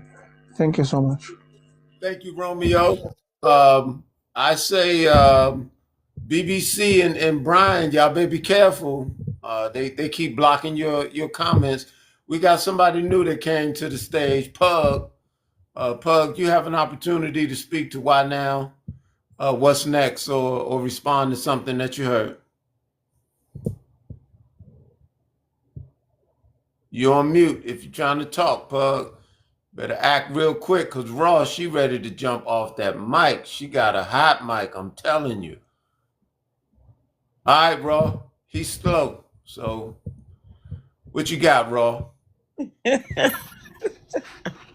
Yeah, we need a little bit of that up in here. We definitely need some entertainment. We need to break this thing up. What he said is very, from what I can understand, it sounds very close to something that I could agree with. The Iran deal, I think 2016, got us in a bunch of mess. And I'm still looking for my other readers, and I'm trying to gather the information so I could go, so I can present what I agree with. Now, here's the thing. I wasn't there, but what I read years ago, and it was me all by myself, not what I heard on any other. We got an evil, a demon in here. We got to get rid of it, because trying to be funny. What I went down the rabbit hole on my own. I was directed by God, whatever I call God, and people want to, well, it's not God, is the better name. This old man, whatever it is that has led me thus far, is it led me to dreams and visions and all these different things, and they slowly are coming out a little bit at a time. So I didn't bandwagon any of my information. It sounds like the lady did her due diligence to do some research as well. The Obama agreement in 2016, and y'all know everything has been so funky and messy ever since then, but it was what, $1.9 trillion deal that they, an agreement that they had, and it involved nuclear weapons and all this kind of stuff. They were going back and forth. The people have not been included so far. None of us have been included. We're just now addressing the WHO. We're just now dismantling the WHO, the World Health Organization, the Federal Drug Administration, the United Nations. We're just now dismantling these things. These things had me mentally disturbed throughout the years on my own, not what I heard, the research that I did on my own. I'm like, why are we doing this? They're not working for the people. And now when we look back on it, because oftentimes they say 2020 is hindsight. When you look back and see what has actually been done, did you say what you meant? Did you mean what you say? None of these things occurred. It was a giggle in our face all the way over to Detroit when that fool said, give me a glass of water. He sipped the water and told the people, the water is fine, just get you a filter. I watched it. Nobody did anything to help those people. They're not my family, but I give a damn. So this administration, when they came in the first time, went over there, addressed it. Some people were indicted, and nobody talked about it. Nobody's talking about all the children we're bringing back. This is like some underground shit going on, y'all. A lot of children are being rescued from this old wicked stuff that's been going on a long time. But ask yourself this, and I'm getting ready to land. Why the hell, everybody a hot, funky mess, why the hell would they come for one person so hard? And another thing, go back and start researching that man from way back in the time. He's consistent. I don't agree with 100% of what he does, but he's consistent. He's dedicated, and his word has stood from the days that he was letting Jennifer, that girl, live up in his hotel when Jesse Jackson, honored him for his contribution to the black neighborhood. And when the black people stopped on the road and helped him when his limo was down and he paid off their mortgage. I mean, I can go on and on. But again, I'm just now waking up and trying to find my readers. But I'll be back. I land right now. All right. Okay. Let's see who we got. Bryant. Bryant, you and BBC, man, y'all in hot water. I don't think BBC can comment no more. Yeah, they blocking all your comments, BBC. Okay. Yeah, but Bryant, go ahead. Oh yeah. So what you're saying about Trump, right? Yeah. Okay. This is how I look at Trump, right? You know, I kind of backed him at the time for my reason. Trump originally was a Democrat, right? If you look, at his past and people who was associated with and who he contributed to their campaign, like Hillary Clinton, what's his name, Chuck Schumer, the Senate minority leader, and even Kamala Harris, right? The way I look at Trump, Trump is he's not a real politician. He's not a real conservative, and he's more like a role player, right? Trump is a narcissistic. He has a narcissistic personality, right? He likes to be liked, appreciated. I think when he ran to be president, I didn't think when he won the first time, I didn't think he expected to win. I think he was even surprised himself that he won. To him, it was just like, it was just another, what you call it, attention seeking exercise. The problem with Trump is that he's easily influenced. I don't think he understands the job he's doing. If you look in his original, his first administration, the type of people they appointed, he say usually, according to him, he appoints the best the best and the brightest, or the best, type of people that would work in his administration. And as you can see in his first administration, it was like a disaster. And he came back again and he repeated the same, made the same mistake. He hired back the same, or brought in back the same neocons that he had in his first administration. Now he campaigned, he claimed that if it was him, there would be no war between Ukraine and Russia. And then, when he came in, or during his campaign, they found out that he continued a program Obama started, where he was giving the Ukrainians Javelin, and he was also instrumental in the Ukrainians getting trained by NATO. So, this thing was ongoing for a while. It's just that, he according to him, he wouldn't have started, which could have been true. Maybe the war between Ukraine and Russia wouldn't be going on if he was still around. But this time, he's different. He's not the same as he was in his first administration. I think he's totally surrounded himself with people who has a different agenda from what he has. He campaigned. Yes, he's very passionate about bringing back America to his glory. But he's distracted with these other situations, geopolitics, right, which has nothing to do with American domestic issues. As you can know, you live in the States. There's the issue of affordability, right? The prices of groceries, for example, right? Gas prices might be cheap for now, because of this incident, it might grow. So people are not able to afford rent or buy a house, for example, right? Instead of addressing these type of issues, he has the neocons in his administration setting the agenda for him, and then pulling him into this quagmire or this trap. So, the way they portrayed him, like I said, they're saying he's a racist and he's this, he's a rapist. To me, all that is foolishness, right? Because, the last time I checked, a lot of people were watching The Apprentice and they didn't think that of him at the time. He's just, like I said, he's just someone who is there, and to him, it's just, like being, being in a situation that, like I said, he likes to be liked, he likes to be appreciated, but he doesn't, I don't think his decision-making skills are there.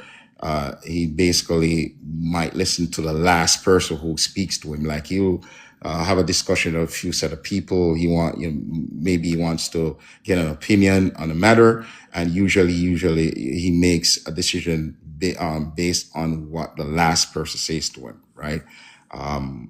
I think he this time he hasn't learned from his first administration, and he's getting himself in a whole heap of trouble this time. And like I said, I backed him, I supported him, but right now he's losing a lot of supporters, especially when he campaigned that he's going to release the Epstein files, and then he tried to backtrack on it. And I think he wasn't trying to backtrack on it because of his name. I think he was trying to backtrack on it because he's trying to protect some people, including maybe even the Israelis, because there's rumors that Epstein might have been a Mossad agent working on behalf of them.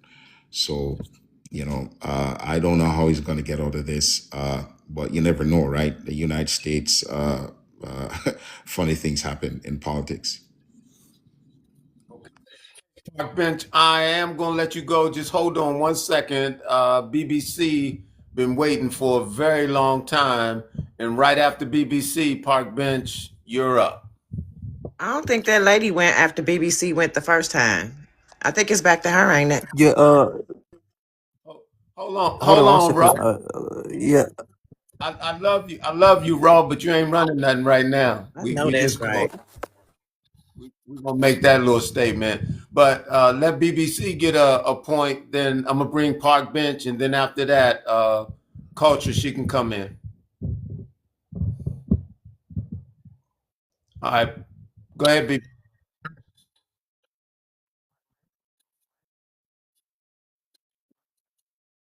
Go ahead, you choose. I don't mind. My internet's been funny. Yeah, Park Bench. Go ahead, Park Bench. Hey, how y'all doing? Park Bench, Brooklyn, New York. I just want to say something. Yeah, I'm not into politics. I can't vote since 18 for felon reasons. But the only thing I know about Donald Trump is that you could go see the ABC News thing with him and the prince from Saudi Arabia. The man locked in $1 trillion on TV, which is paying for all the military right now. Other than that, I really don't know much about politics, but when I seen that, because I know about money, I seen him bag $1 trillion. Now, I want you to understand something. All that money has nothing to do with him filling his pockets or his buddy's pockets. This is money that's all going for the military, because Saudi Arabia and Dubai, who was attacked by Iran too, they're very involved with the oil and stuff like that. And that's all I'm going to say. And I'll let someone else talk.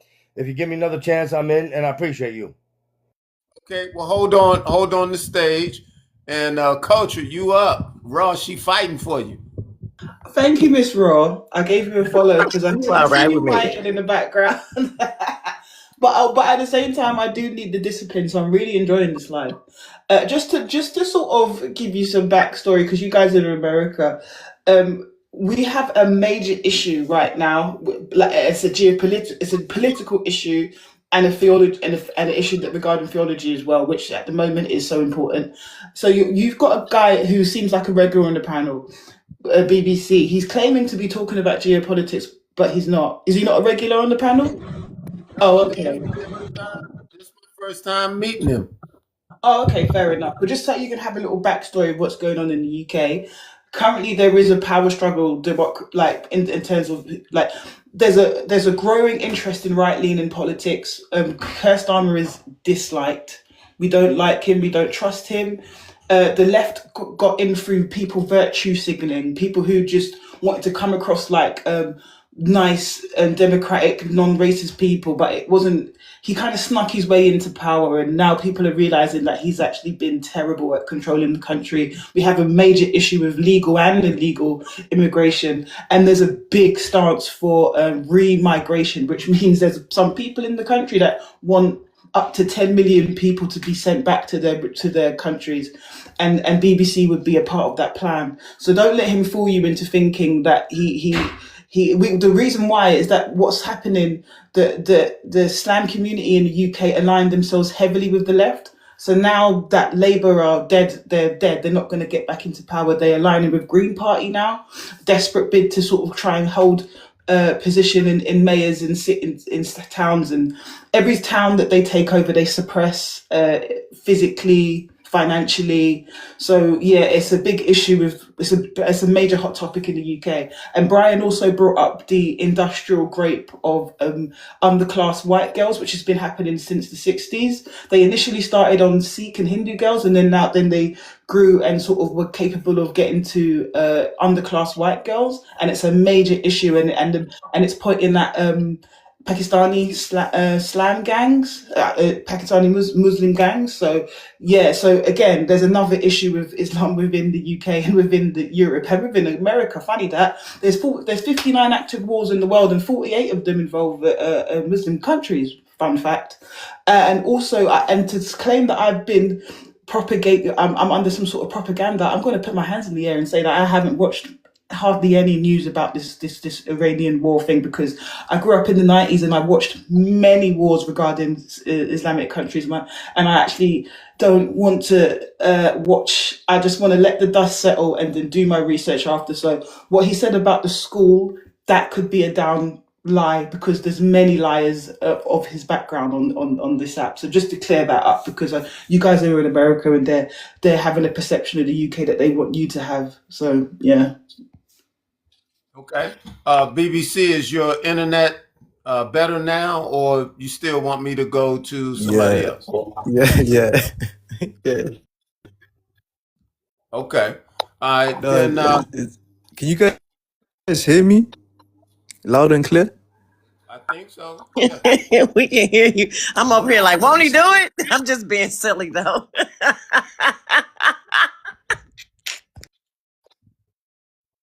Go ahead, try it, BBC. Try it. Hey, can you not hear me? Yeah, we can hear you. All right, perfect. Yeah, I find it hilarious, honestly, and I find it shocking that she just denied that 100 and plus, young schoolgirls were unalived. I can't say the M word. I don't know if I can say it on here, but they were unalived. Innocent schoolgirls, and she just comes up here and she denies it. I mean, it takes a 5-second Google search to find out it's true.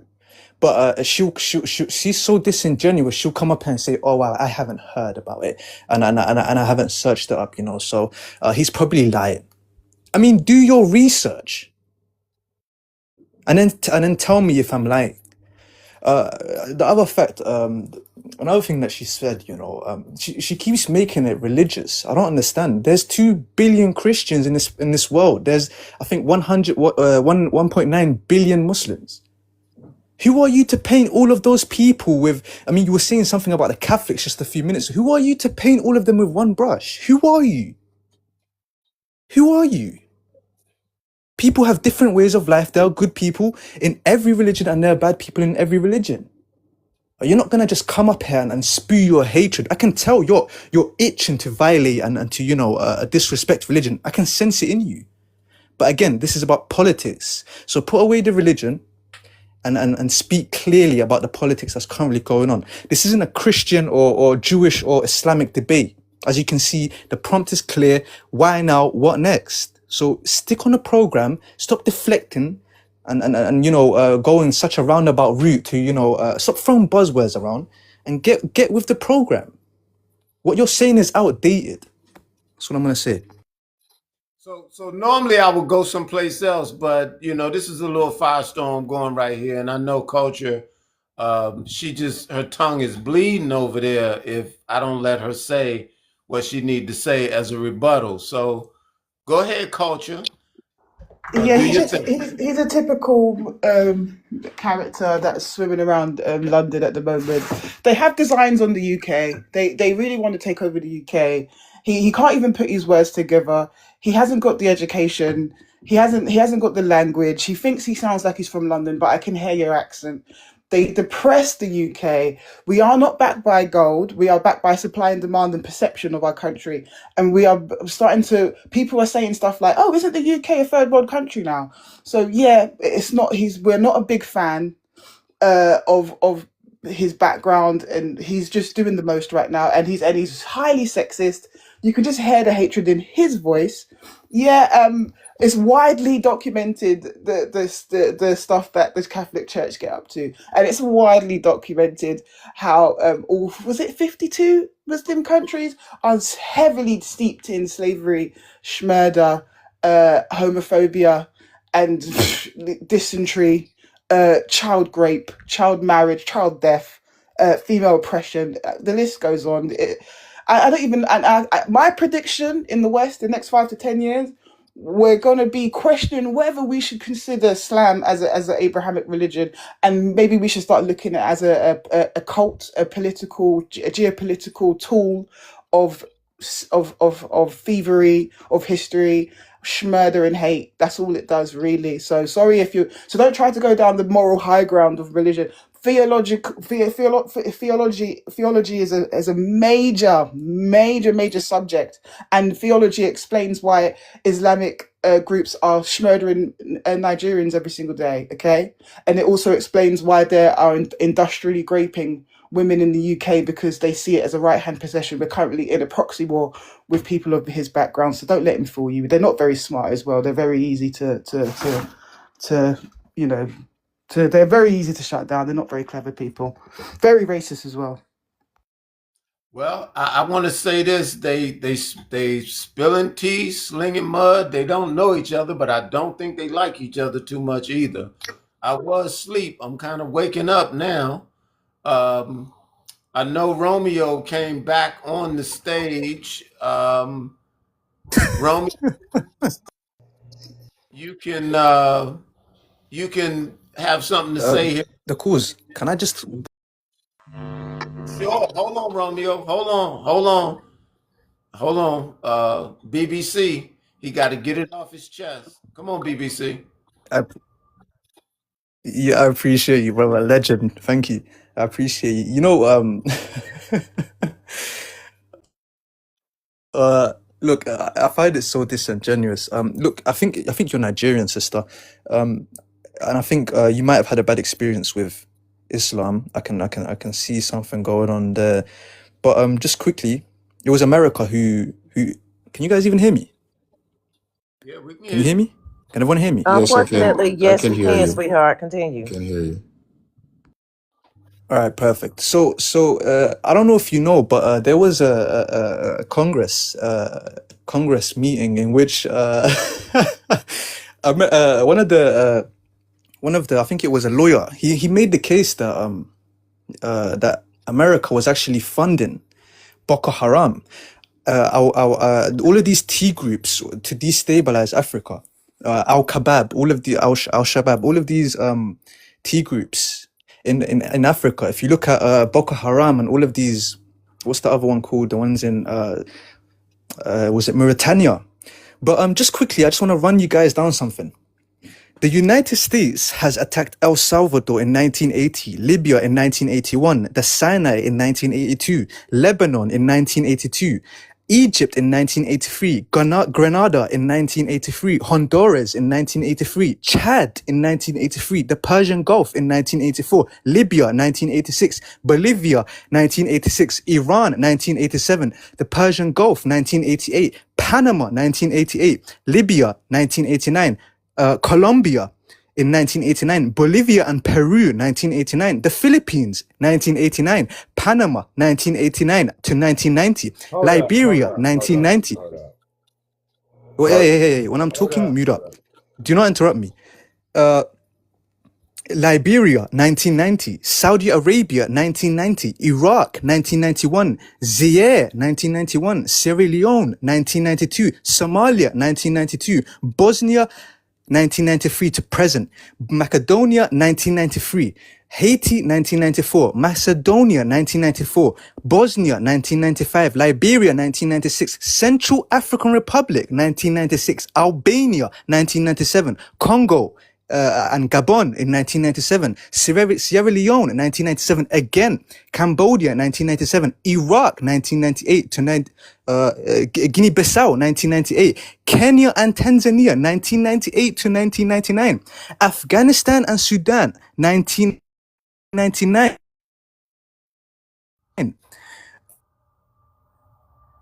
All right. The Philippines 2002, Cote d'Ivoire 2000. All right, so his internet is 2002, Iraq 2003 to present, and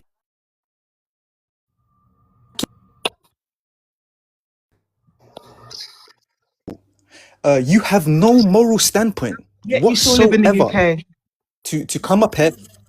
You have no moral standpoint to come up here, culture, and say, you know, Muslims are this XYZ, when it was America and the empirical Western empire that done so many regime changes, destroyed so many countries, not because of religion. Unlike you, I can see it. I can look at things with a lens, not because of religion, but because of their own greed and their own, you know, their will to steal other countries' resources. But you are so brainwashed that they would have you believe it's because of religion. But I rest my case. You have no moral standpoint. Again, you're bankrupt. Your morality is bankrupt. all right. I'm pass the mic now to waiting for a while. Then I'm gonna let Romeo, because Romeo been on, and then we're gonna come back to you, Raw. Yes, sir. Yes, sir. Yeah, real quick, I just want to say, first of all, when is the UK leaving Jamaica? Second of all, this guy's receipts on America in these countries is so delusional, right? You were naming off countries that I've been to and I know people from. And those years that I was coming up as a youngster, and I have family in the military, nobody was attacking them countries that you just receipted off, my man. So, I mean, you need to get your facts straight, honestly. And the fun thing is, I just really want to know, y'all debating each other like, and you're British, when y'all leaving Jamaica? I mean, we want to know. Selassie and John wants to know, when is the UK going to go? Because y'all got to go. Jamaicans like the UK being there. There's No, some. they There's don't. No, they there's don't. some. I'm Jamaican. How are you telling me what I am? No. How are you telling me what I am? I know, because I got people I grew up with, and my Jamaica's wife- part of the Commonwealth and it needs to stay there. Never. Yeah, how are you Kingston- telling me where I am? Kingston doesn't I'm- like Babylon. You I'm know Jamaican. that. I'm Jamaican and Cuban. So don't tell me about the Americans, darling. Well, you know Babylon. Yeah, it's Babs. It's Babs. It's Babs. You know Babylon. Yeah, I Some call you it know the Babs. bad man, some of the pan Jamaica, some of them lead the UK, some of them bad man. Some of them I go on Selassie, some of them do things different. Some of that Babylon, the Babylon gotta go. Some of that righteousness. Go. Let's all pack our bags and go back to the respective countries because Well- BBC is enjoying the spoils of the West. What else where- complaining about it? Because because they have designs on the country. You will not take Britain. Yeah, it's not gonna happen. You're gonna get remigrated far right, mate. I'm a black far right voter. Get into it. And she's Jamaican, so I don't even know if you want to mess with her. I know one thing. No worries. I know one thing, bro. Culture's still in your time. I'm just kidding.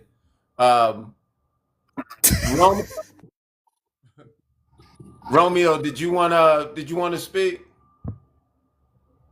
Okay, right. I think this is my time.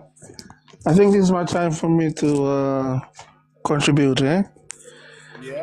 Okay. Thank you for giving me the opportunity to address the platform once again. Okay, I'm just trying to zero in into the bottom question on the prompt which says, what's next? Okay, what's next from here, from today onwards? All right. Okay, let me put an analogy about the state in which America is in now. America's state of affairs right now. America, to how I will resemble it, it's like America is like a wounded shark right now as we speak. America is it's a wounded shark. When I say America is like a wounded shark, that means it should send a alarm signal to the rest of the world, those who are trying to muddy the water or to stir up conflicts. One thing with this wounded shark, the person that is riding the shark, he has vowed to bring world peace, okay? And when President Trump has vowed to bring world peace, that means he mean what he say and he said what he mean. And those who are trying to stir up conflict throughout the world, they must be careful right now. They must. Does that mean that he agrees with what Trump is doing, brother? Hold on. I need to finish. Just give me a minute. I need to land this plane. Okay. Yes. I lost my train of thoughts when I was in. Hold on 1 second, Romeo. Hey, Barbara, just hold on. Let him finish his thought. Then we're going to let you, come on and say what you got to say. Just be patient. All right. Okay, Romeo, finish your thought.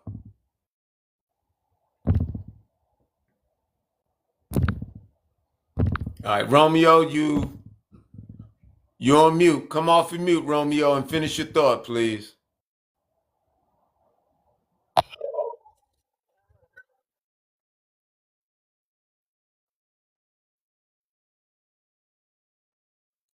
Okay.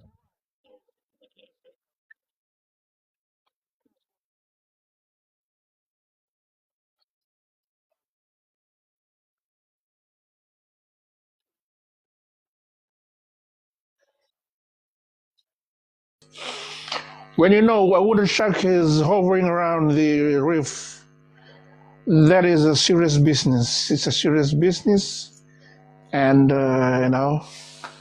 it's not to be taken lightly.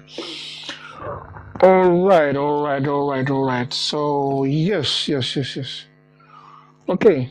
See, I think President Trump has taken into custody the leader of Venezuela. From where I see it, there is nothing stopping President Trump to do the same to President Kim Jong-un, Putin, and Xi, and who else? President Trump can do anything to any leader as we speak, okay? Therefore, leaders needs to be careful because, President Trump is hovering around like a wooden shark. They needs to take precautions and be careful of where the things are going because things can happen. Things can happen overnight with this president at the helm of global hegemon. On that note, yes, I shall be ready to receive questions and interjections from the panelists. All right. So Thank you. Yes. Okay, Barbara, you got it? And then I'm going to come to you, Brian. Barbara, she new on the stage. Let's give Barbara a chance. And then, Brian, you've been waiting for a very long time. Go ahead, Barbara.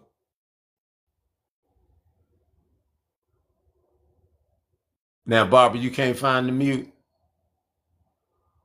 Oh, I said yes. I found it. Oh, you just cause you got me. I said let the king talk because the king was before me.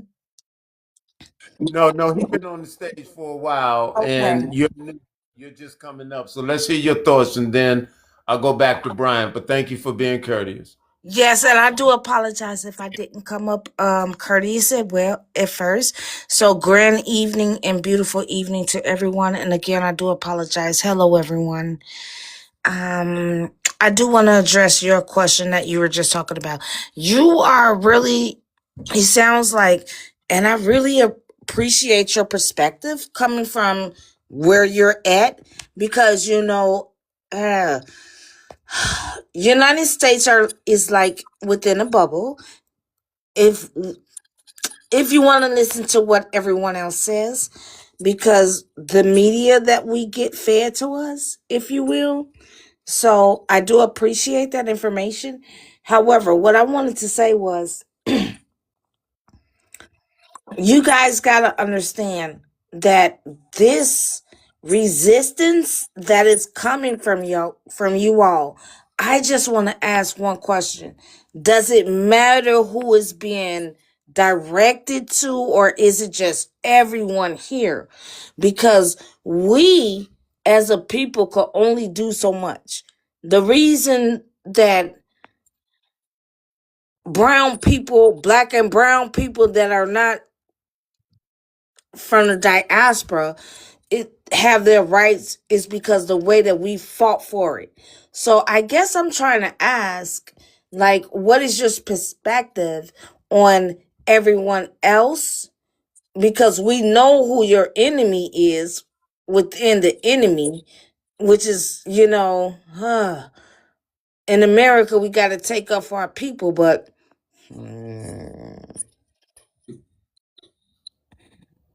am I asking this question right, host?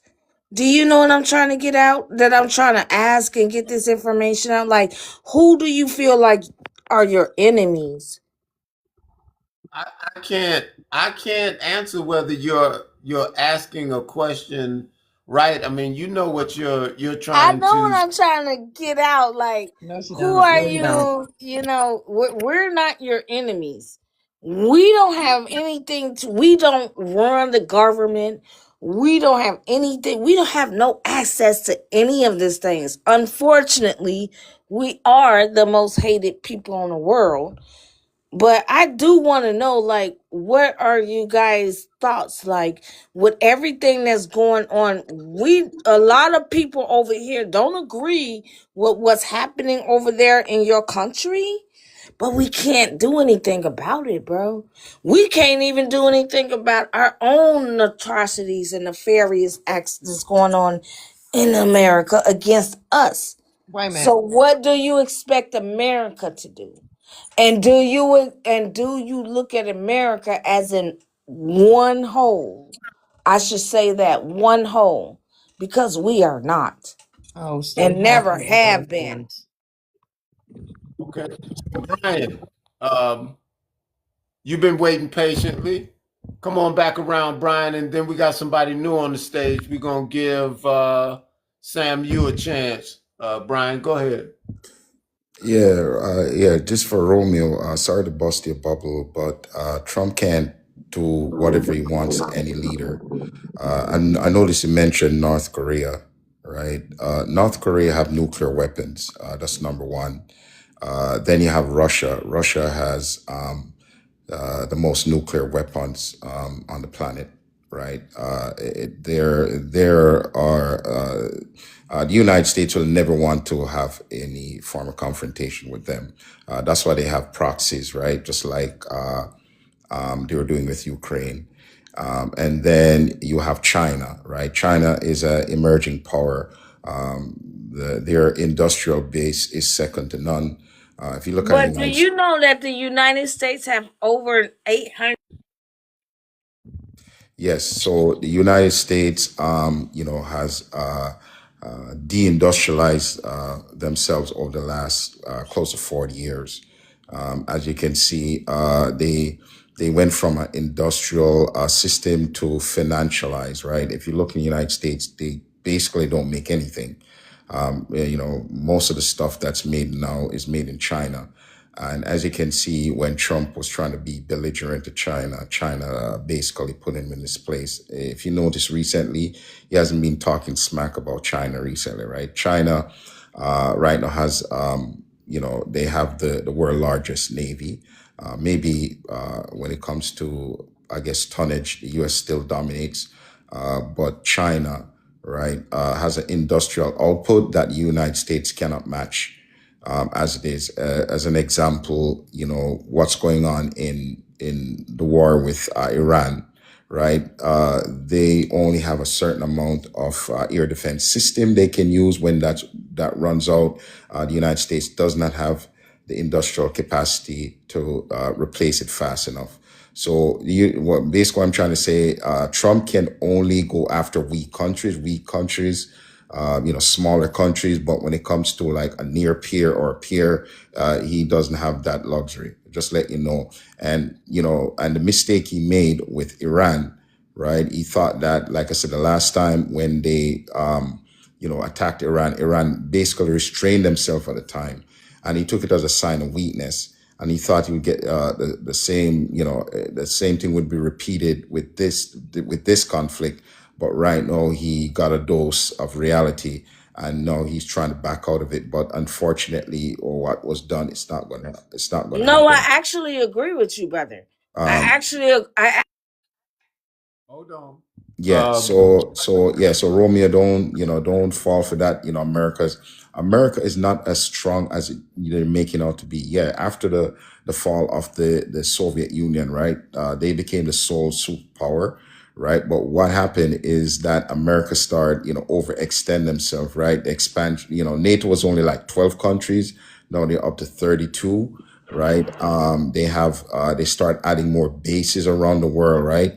If you look on all the empires that before them, what happened is when they over time, when they overextend themselves, then they start becoming weaker, right? And that's what's happening to the United States. The United States is trying to hold on to its hegemony because they had their currency used to dominate, but the Chinese are basically slowly eroding that, because their currency was the dominant one around the globe. They start to spend, run up deficits every year. Right now they have $36 trillion in debt that they will never pay for.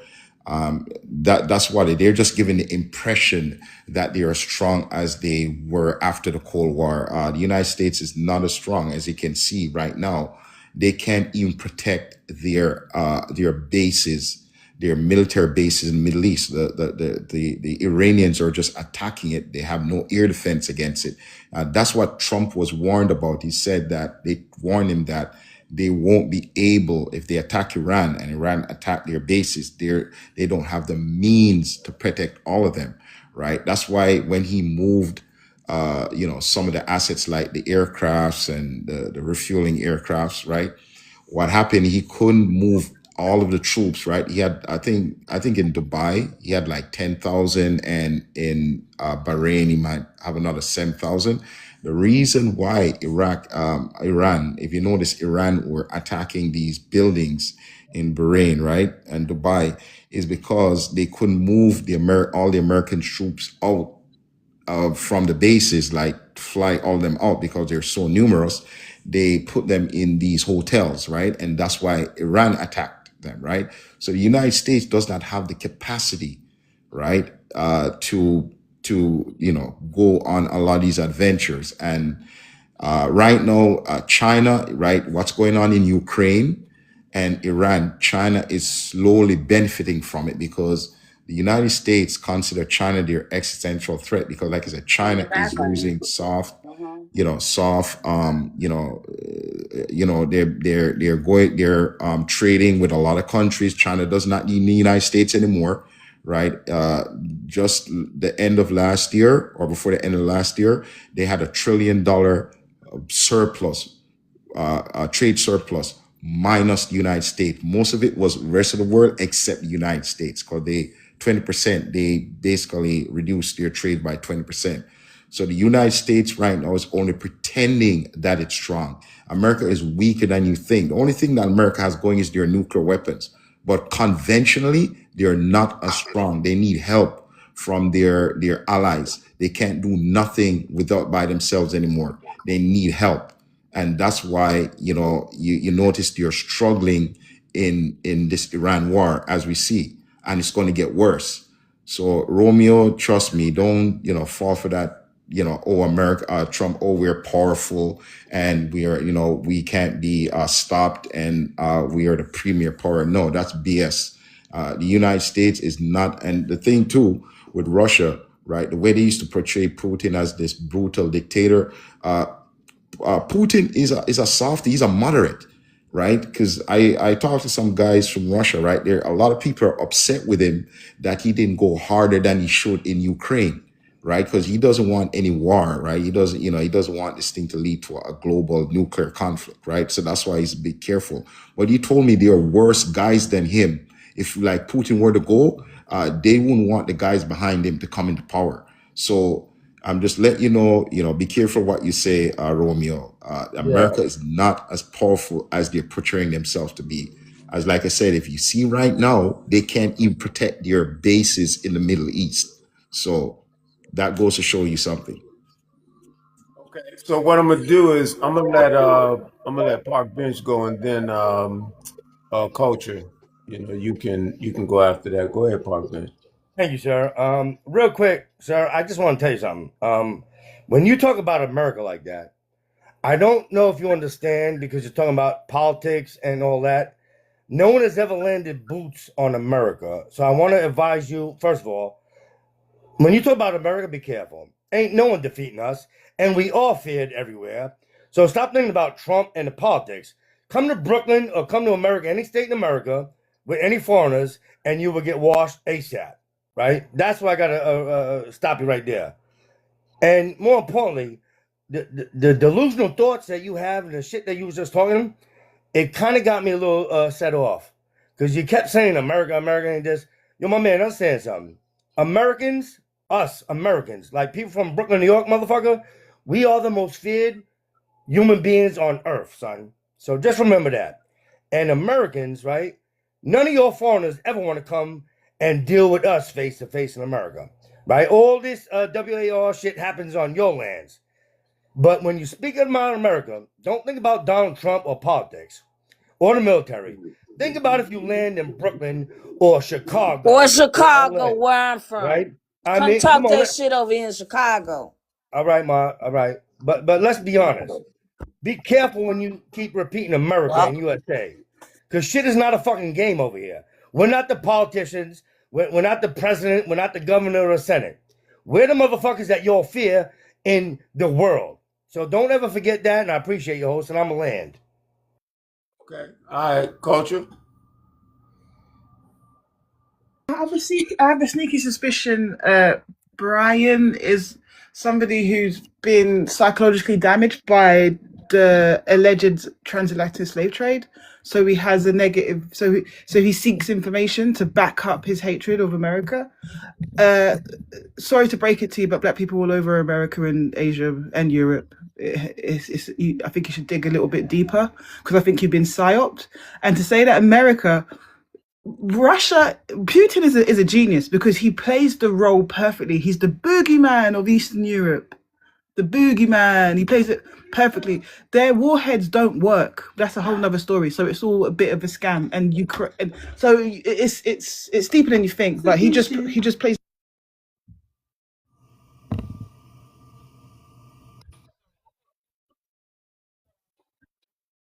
In fear of this guy, whose half of his warheads don't even work, because they cost a lot to maintain. You have to change them like every 10 years, and Russia hasn't kept up with it.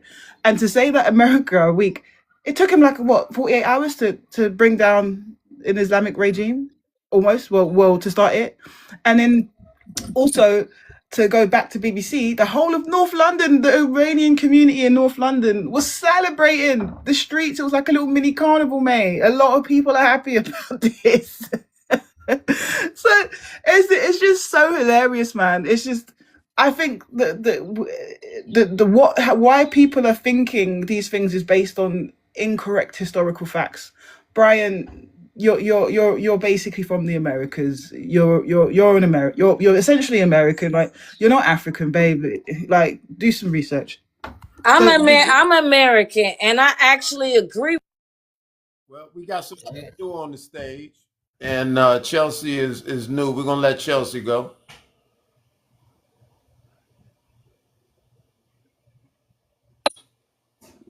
Okay, Chelsea dropped off. BBC.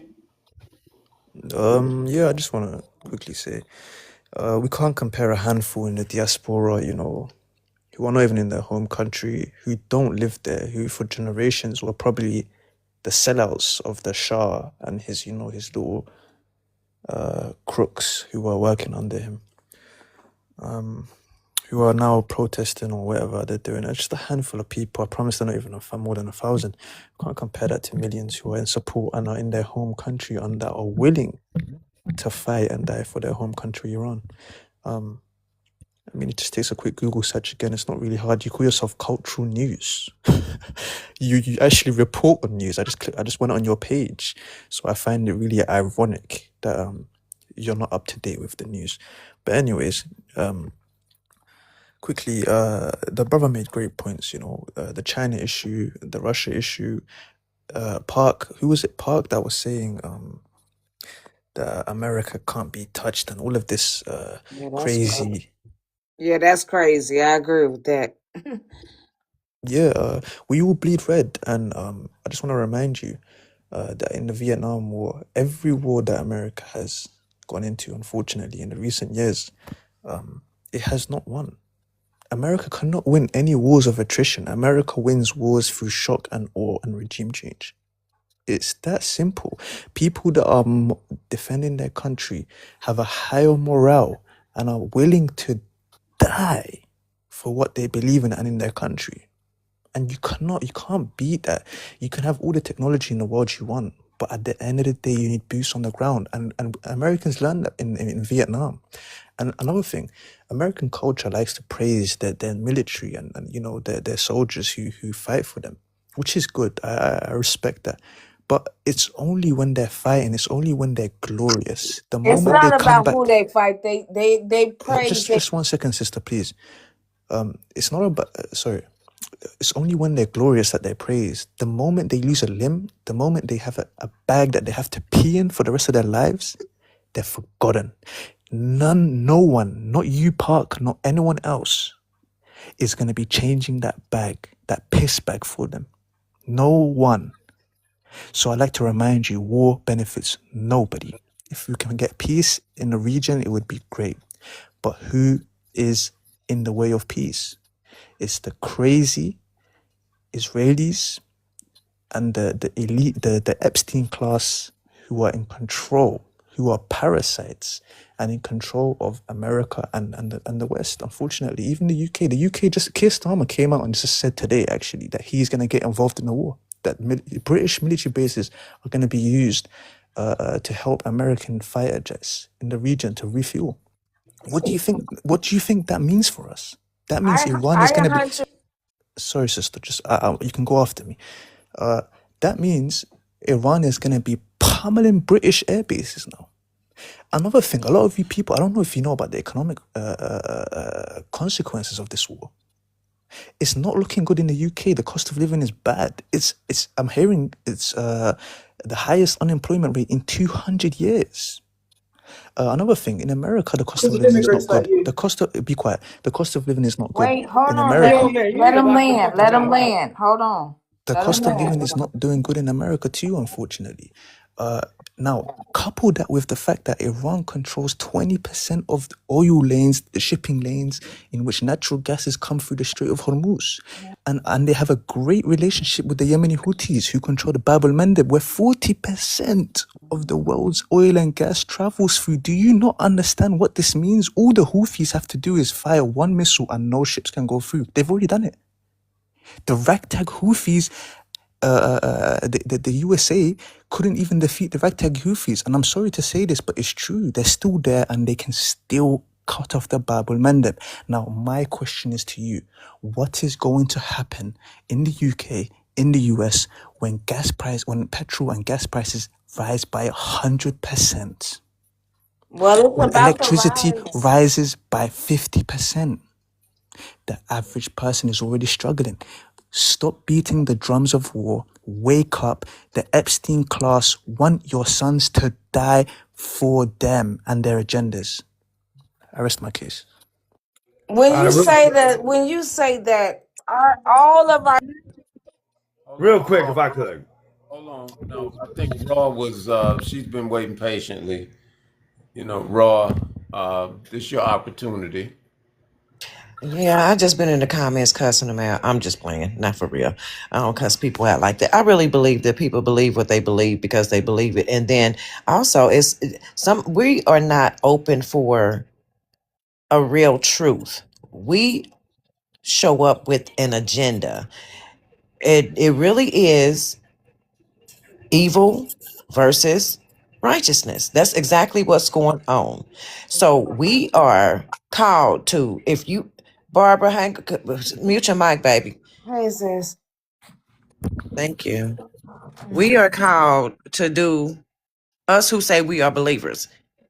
Unfortunately, I know a lot of, not a lot, I'm being extreme. I know some atheists who treat people better, operate better than the so-called religious people. When it comes to religion, I wrote it earlier, religion is division. I was brought out of the church in 2010, but it didn't take away my ethics, my morals, my values, the foundation. It didn't take any of the things away that set the foundational principles for us to move forward with.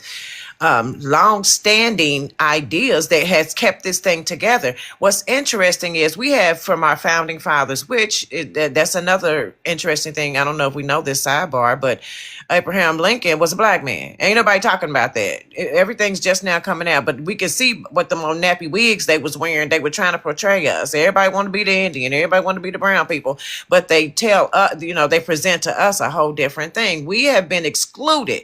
Okay, so almost keeping with what the continued conversation, and I am going to be emotional a little bit. I guess I am, because that's the way I'm made up, and I'm not going to throw emotional slurs to discredit someone else. If you can tell me a fact that I can reach up, I done found my readers now, y'all, so I can write something down and go look on one of this laptop or something to find some truth about it. I don't hear any of this emotional slinging leading me to anything that's going to inform me. I'm not being informed. I'm just being put down, so to speak. Not me as raw, by the way. That acronym is for relationships are the wealth. And what our president is trying to do, regardless of what you see, what you say, what you believe, because again, it's central casting. We don't know what's true and what's not true unless we do the research on our own. But he's bringing balance to this relationships. The prompt is why now? Because we have been getting pumped a long time. We have had deals going back and forth. We had cash deals with Obama. They did a little something on the surface to try to make it look like we're trying to do the right thing, but it was never that. I couldn't pull it up on the phone, but it's all for us to see. So the hearing that unfolded brought about another truth. The other truth was, why did you make this cash deal? Anytime people are making cash deals, it involves them. It's interesting how people can come in making however little bit of money that they had, whatever money that they have, it increases exponentially. Like, they leave out millionaires. People who work for the people, that typically doesn't happen. And I'm gonna say that it really can. But if you're there to enrich yourself, when we look back on it, we can see how that has happened. People who work for us as human beings, they have hardly ever existed because they get off, they get disconnected from the human experience. We're living in a time to where a lot of things are being made right. We have prison for profit. I think we can all agree that we should never have prison for profit. That's a thing. So I checked out our current president. I want to know everything about him since y'all made him the devil. And I looked it up. He's not connected to that. And I got some news that he's disconnecting that, because people who are in the dango, if you smoke marijuana, you ain't got, or you sell it, you ain't got no business being locked up. That didn't harm anybody. It's certain things legally, constitutionally. No, I shouldn't say legal. Legal, y'all, is the religious part, and lawful is the Constitution part. It's supposed to be regulated for us to keep with the balance. But as we can see, all the courts are running ragged all across America, and I'm sure extended into other countries, because whoever has taken the Democratic oath, all of that is demons. Now we can't say that the other side. My sister up there says she's a far right. I ain't nothing. When I found out that the Democrats repeatedly refused to abolish slavery, that knocked me off my feet. And then I started asking questions, and everybody got mad at me. If your response is evil and it's only emotional without some facts, and your heart is not open to learn some more information, then I'm side-eyeing you. I don't want nothing but what I believe is for integrity. See, we already messed up. Everybody my age and up, we already kind of messed up if we not open for truth. But we have children younger than us. All these people on social media crying out, trying to figure out direction. Why? Because our funky behinds have not been transparent. We have not been righteous. We straddle the fence. We bandwagon things, and we go whichever way the wind blows for $1. So yeah, if y'all up here getting paid to join these lives to try to misconstrue the people, your time is coming. But it's never a bad time to start to get on the bandwagon of righteousness. That don't mean we're going to know everything, but it means you have a change of heart and a change of mind to at least consider what is righteous. And I'm going to land right there, but I got a lot to say because I talk a lot and sometimes too much, and mine was purely just about emotional, but you can take a whole bunch of little pieces up out of that and go research and see where we are and why we're where we're at right now. And we're going to find out what's freaking next. I land. I'm gonna tell you this, you all. Her name is Raw. She concussed, and she got a lot to say. So, that was just a little taste. When she get off of the concussion protocol, it's over. You all, So, I ain't mad at it. I just want to know who the fuck charging people to be on TikTok and doing wrong. You know what I'm saying? So I don't ever go into their live, bro. That's what I want to know.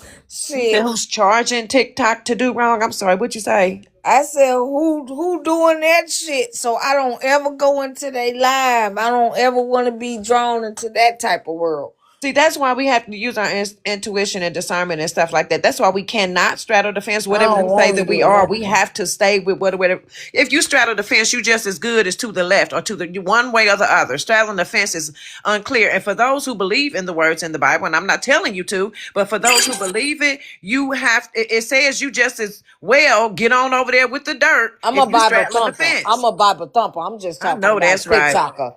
I'm just talking about TikTok. I'm trying to find out who goddamn live. Girl, yeah, it all go together. We talk about separation of state and government. Now, no, everything goes together because you're dealing with human beings. Ain't no separation. Let me tell you, here's a good example, and I'm gonna go ahead and land. Here's a good example of how we know that they fill us up with bull crap. So we had an executive order that came through that said you should be able to say whatever you want to say in your church. This is when I was going to church. So I was brought out of the church 2010, but wait a minute. However it go, we had an executive order come along a little later that says you should be able to say whatever you want to say in your church. Now, prior to that, we didn't hear nobody talking about politics in church. Think about it, y'all. We never heard any of that. So when we got the executive order that says say what you want to say, they've been running that man down ever since, not even realizing it. Before that, we didn't talk anything about politics. Now, here's the other piece. When okay, wait a minute, hold on, because I got way ahead of myself. We didn't talk. This is the thing. They had these laws here in America and probably other places because they don't really have laws set up to help us win.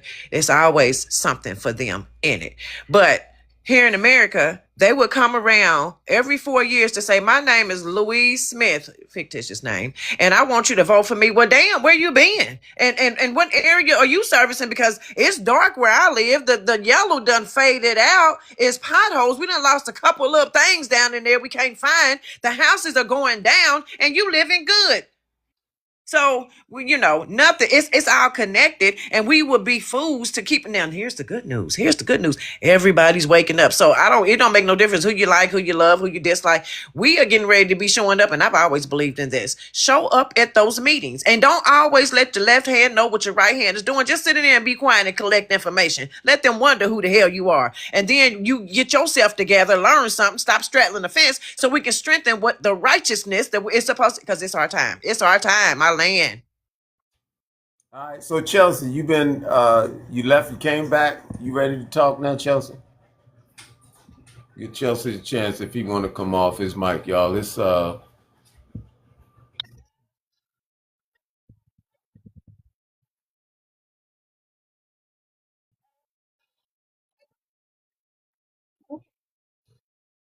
to hear you, Chelsea. It's hard to hear you. I'll be a bit louder if I can. So apparently there's been news that a missile has been sent from the United Kingdom to the Middle East. So there should be an update soon of them bombing us. Possibly. We can't hear you, Chelsea. We can't hear you. So, but Bad look, area, beloved. I do want to thank you all for coming into the live, but I'm gonna have to end it right now, and we can probably get back to it at another time. Make sure you follow the host. Make sure you stay tuned and look for the pop-ups.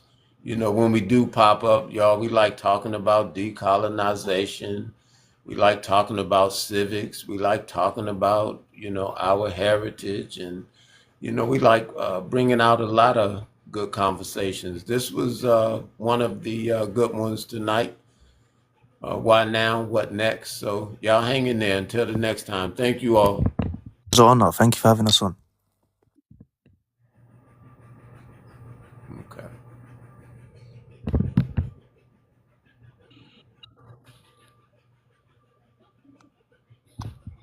Yeah,